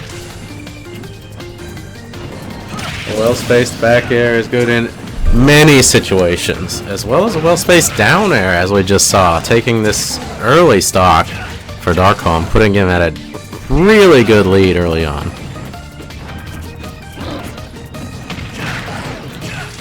Oh my god, down throw back air. I didn't think he was able to connect that move. Gets the tech chase into side B. Forward air, and that's going to take the stock. Triv only at 75 for Bowser. That's livable percent for sure. Oh, nice nair to back air from Darkholm. Okay, yep, doesn't get the neutral V8. Ooh. Is he gonna get it this time? No, he lets it go early a little bit. And forward tilt, he knew he was gonna roll. Look at that coverage from Darkholm.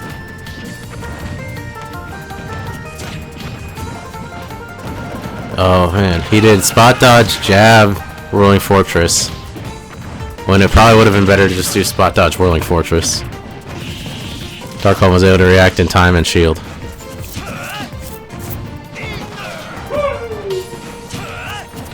No punishing Ike side B, like ever. Oh man, he just comes up and slashes it.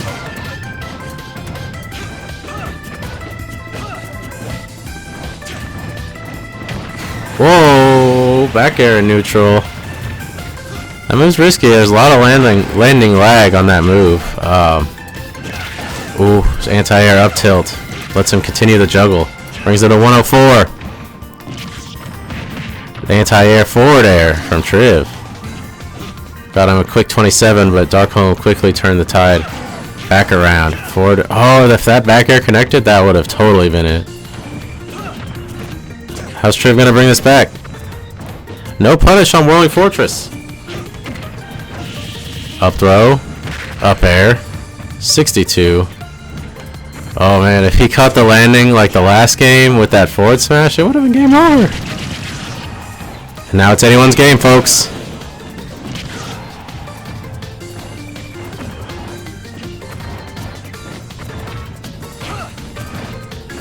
Pivot forward tilt to increase the range. Reacts to... Okay. Darkholm whiffs a forward air in the air a little bit. I guess he read a jump. But Triv just waited and reacted to it with a back air. Triv's up 2-1 in Grand Final Set 1.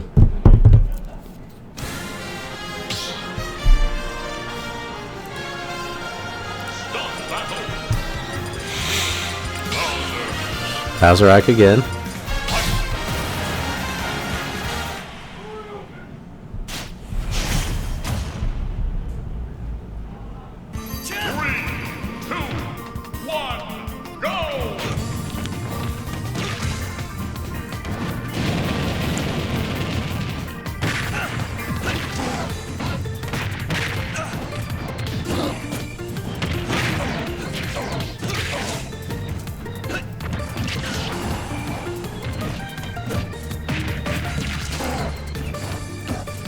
With the gold Young Ike skin. My favorite. Nair back air. Offstage situation. Oh man. Now it's so even. Whirling Fortress. That little mini walk from Triv. That like faked him out. And he gets the up B with forward tilt. Triv's looking good in this first set. No, he misses the air dodge. How did that not grab? I'm so confused. Stocks are even. Darkholm's turn for a combo. Nair back air, early percent. Landing nair, short hop back air. A quick 1-2. Oh, tries to go for the forward air, or forward smash, rather.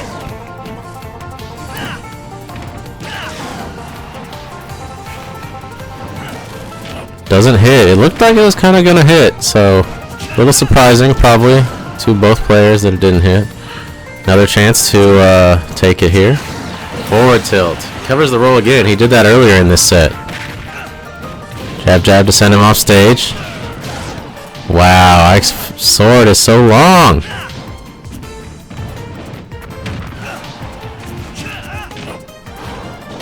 Bowser bomb. Can he take the stock here and even up the game?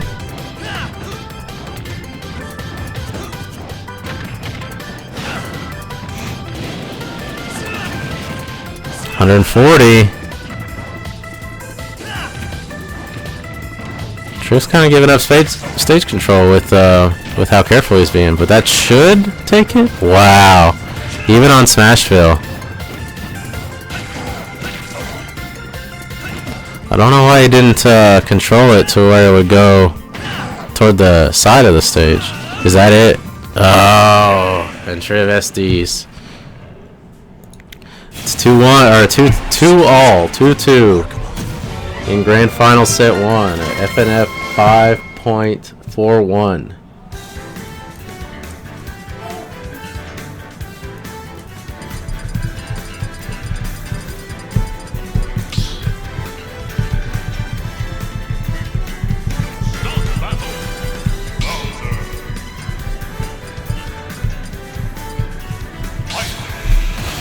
Okay, this might be the final game of the tournament.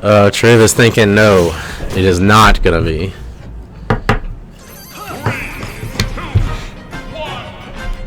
On Kalos.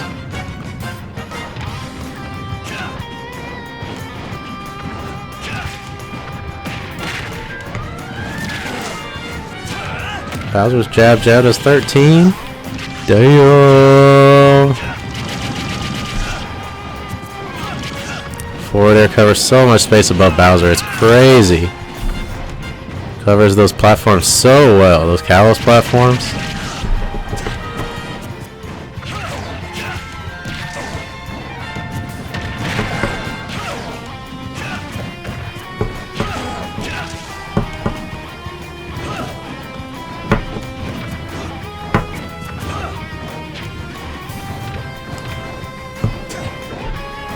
Look at those dash dances coming from Triv. Wow. And he successfully baits out Darkholm side B. Those pivot forward tilts add some extra range to his effective attacking range. Oh, that back air almost connected. That totally would have been the stock for Darkholm. Instead, Triv's up.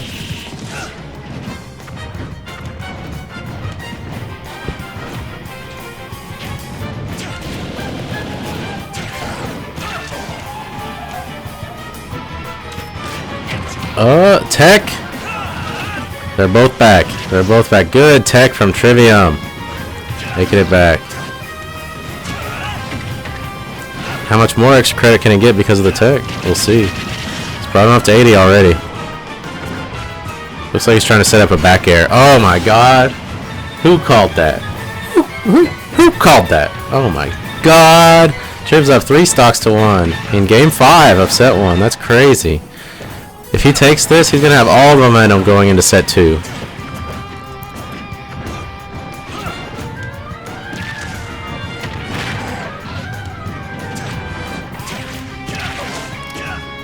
Getting those low percent combos from Darkholm. Now he's around the mid percent range. This is where nair into up air, nair into nair. That's when that gets kind of scary. But what do you do when Bowser's forward air is just that big? Nice down throw back air. Oh, nice parry from Triv. Forward tilt punish on the forward smash.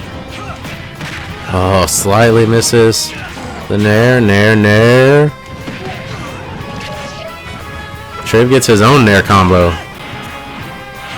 At this percent.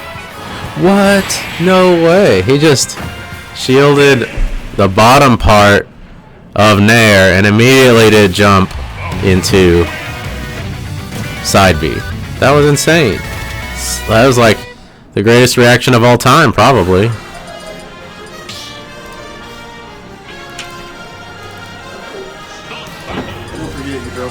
I did, yes. Would you like to join me on commentary? Never mind.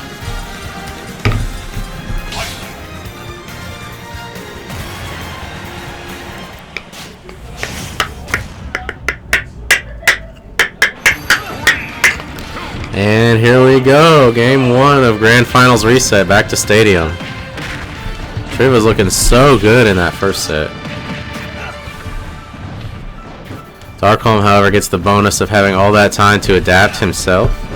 And such a good adaption-heavy player like him, he's definitely going to make use of all the extra games that he's able to play to get as much data as possible to take this set.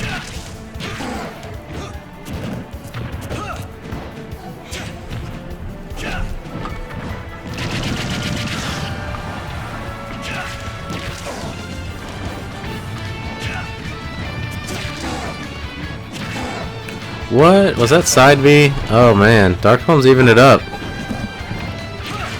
Nair, back air, not quite enough, only at 119. Wow, he goes all the way out there for that forward air. Darkholm looking strong. Tries to punish that whiffed up smash, but not quite in range for a dash crowd would be fast enough. No invincibility anymore. Nair. Down throw up air. Oh my god, these combos.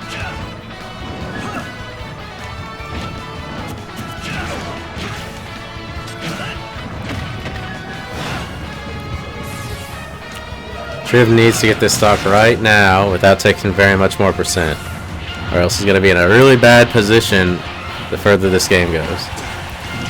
Forward air is going to take it. Okay, 92 is quite a deficit, but against Bowser, it's just whatever. It's Bowser. Percent is like whatever to him. Percent? You mean more rage for my attacks? Yep.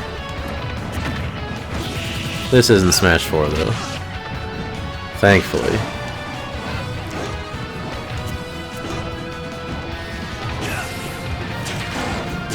Oh, the back air. Yeah, the back air is going to do it. No red lightning effect on that one, so perhaps Triv could have DI'd it.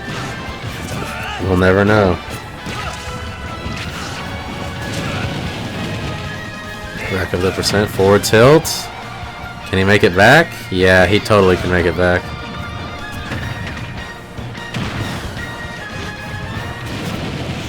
Look at all that percent. All that percent attack dodge. Forward air. Gets the jump.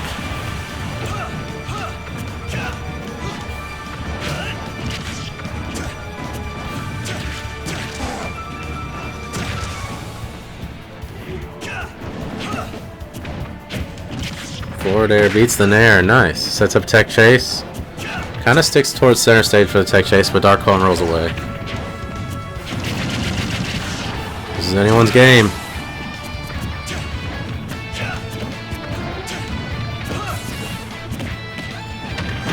Down throw, forward air. Yep, Triv reacts to that whiffed neutral B with his own side B. What? How did that up tilt hit? Crazy. Up air. Is that? That's gonna do it. Darkholm up 1-0 in the reset.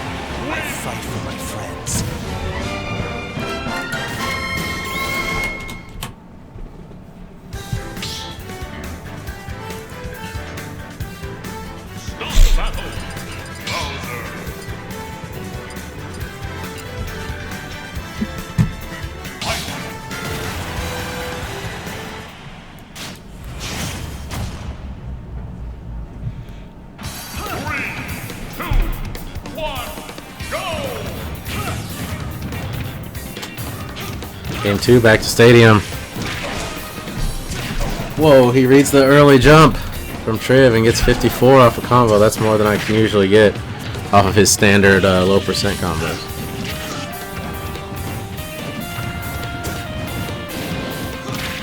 Down air instead of neutral air. No jump. Triv makes it back just fine though. Now it's his turn.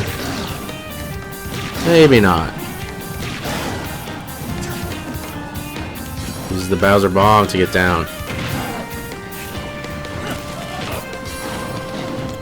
He just, yeah, he's like, you're at a really nice percent lead. Let's just even it up, you know? Something Bowser is absolutely able to do with his side B. And now Triv's going to be looking to take the lead of his own, which he has.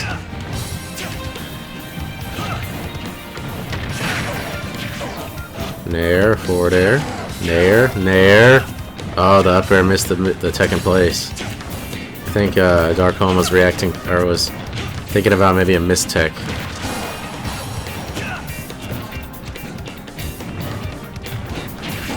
Nair, forward air. Oh my god, what a combo! Nair, Nair. Back air, smooth like butter. Oh, reads the roll, doesn't get it. Darkholm's instead gonna get a nice little punish. Possibly a stock! Gets the stock. Wow, Darkholm really popped off on that stock. That was kind of a pop off.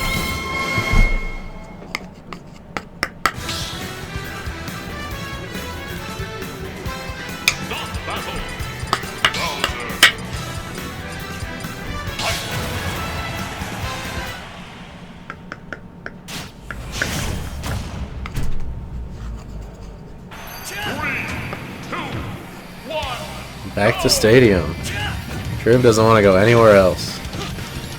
He's like, if I can't beat you on here, then I shouldn't be able to beat you at all. Oh my god, he read the air dodge in. He got it. Triv's back though, safely at 95%. Wow. He actually grabbed him coming off of the platform with side B. And Triv sort of evened up the percent here. Both of these players, such good low and mid percent combos. Really able to take you really far with every hit they get. Whoa! Darkholm must have let go of his shields just a bit early and got hit by that back air. What? What is going on? Triv just randomly did Bowser butt, and Darkholm just did forward smash on retaliation. Interesting interaction. Darkholm needs to take this stock now if he wants to keep his 3-0 momentum going.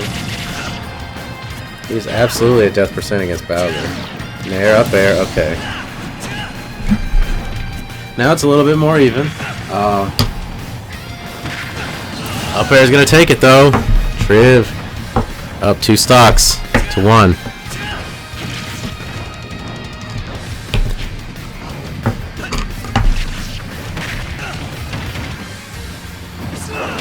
What? He went for the trade on the Triv, you're crazy. You are crazy, Triv.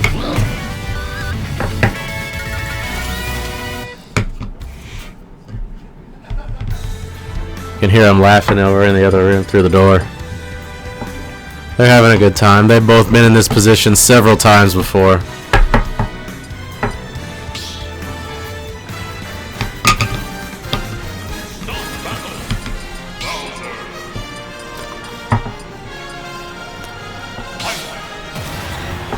Triv needs to take 2 games and Darkholm needs to take 1 to win the tournament.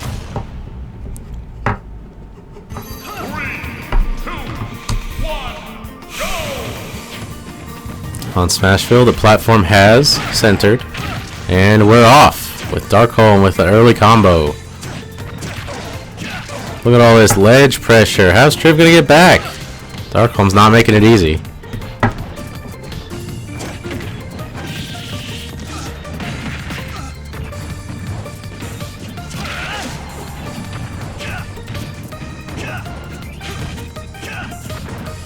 Okay.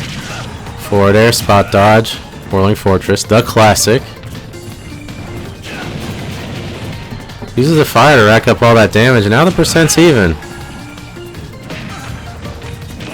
Side V, not going to be enough to take the stock. No way. Oh, tries to go for a forward air, but gets stuffed out by Ike's up B. Alright, Darkholm doesn't clank with the fire that time. Nair back air. Not enough, even on Smashville, only at 126.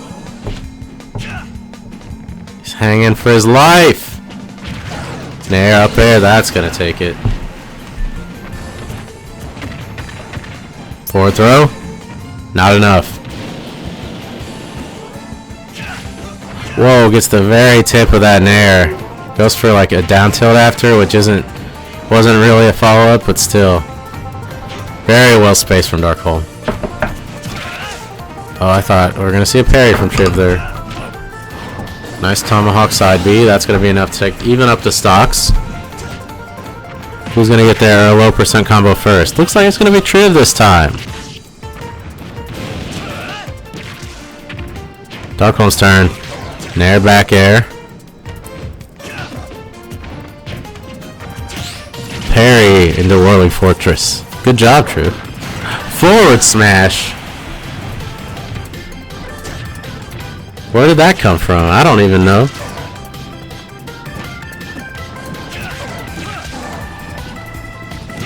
This is Darkholm's chance to, oh, Triv kind of delays his return to the stage and is able to survive that interaction.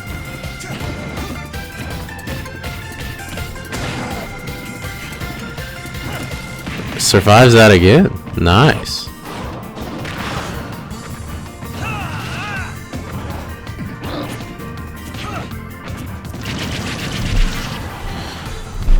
Okay, last chance for Darkholm here on this game. Okay, last chance for both players. Darkholm's over here like, I don't want to see a game 5. Bowser Bomb not enough to kill at 125. This might be. No, it is not. Grabs ledge. Forward throw should do it. Wow, that gets a heavy boy. Oh my god, you gave Darkholm a grab. You gave him a grab, but doesn't matter. Can't can't deal with Bowser's down air like that, no. That was a surprise attack. I think that was the first time Triv's really used it offensively in the set. And like, when players do that, they like keep some of their strong options to themselves. It can kind of catch you off guard. And that's what happened there.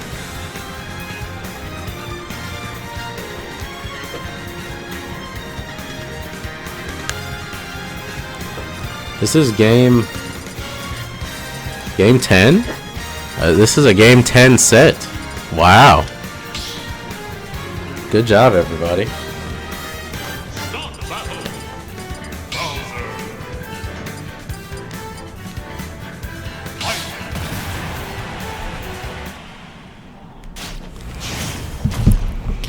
And here we go.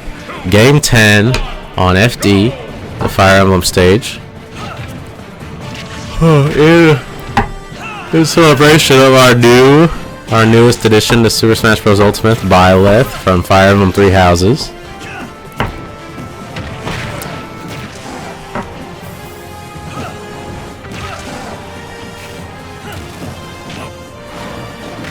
Darkholm starting off strong. Up air not going to do it at that percent. Maybe another one though. Not at that height though. Bowser Bomb back. Forward tilts. Not enough.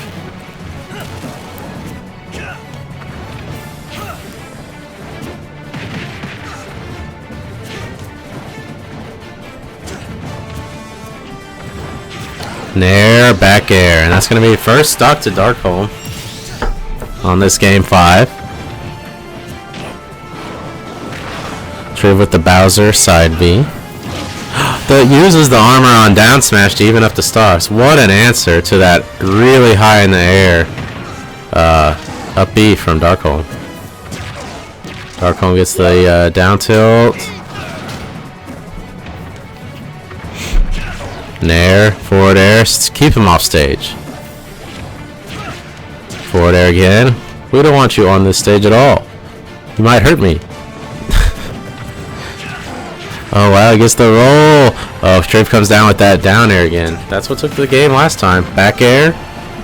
Super close right now. What a game from these two. Forward tilt.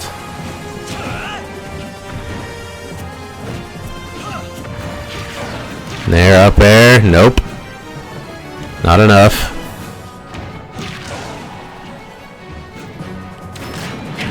To counter. Oh, I feel like Darkholm hasn't pulled that out too often in this set. But now's the time it really matters in Game 5 of the bracket reset. Pulls it out and lands one.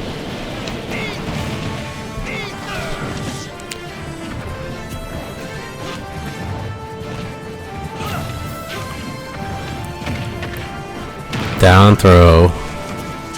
Bowser doesn't have a throw that'll kill at this percent. What? They both went for throw. Oh, this might be it. Okay, no. Triv lands. Triv finds the way to land with back air. Wow, last stock. Game 10 Grand Finals.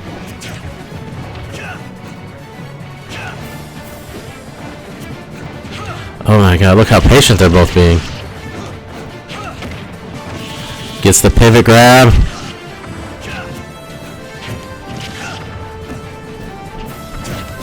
Oh man. Seth misses the forward air. Gets the side B. What's he got? Goes for up air. He's able to react to the air dodge. Whoa. What a combo starter from Seth.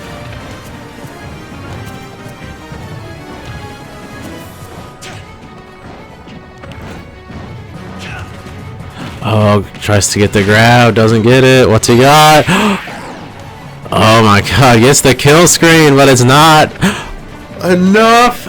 And Darkholm SD's the last stock. That's super unfortunate in such a tight situation. But good stuff to Triv for taking it. And that's going to be it, guys. That is Friday Night Fights 5.41. Wow, we had quite a bracket today. 24 entrants, more than usual this season so far. Game 10 Grand Finals. A lot of good shit happened today. So thank you for tuning in. If you're watching the VODs later, just to check out your matches or whatever, to anyone who's playing, thanks for coming back and checking. It's always good to go review your games.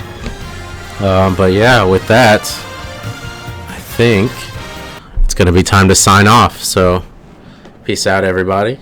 It's been real.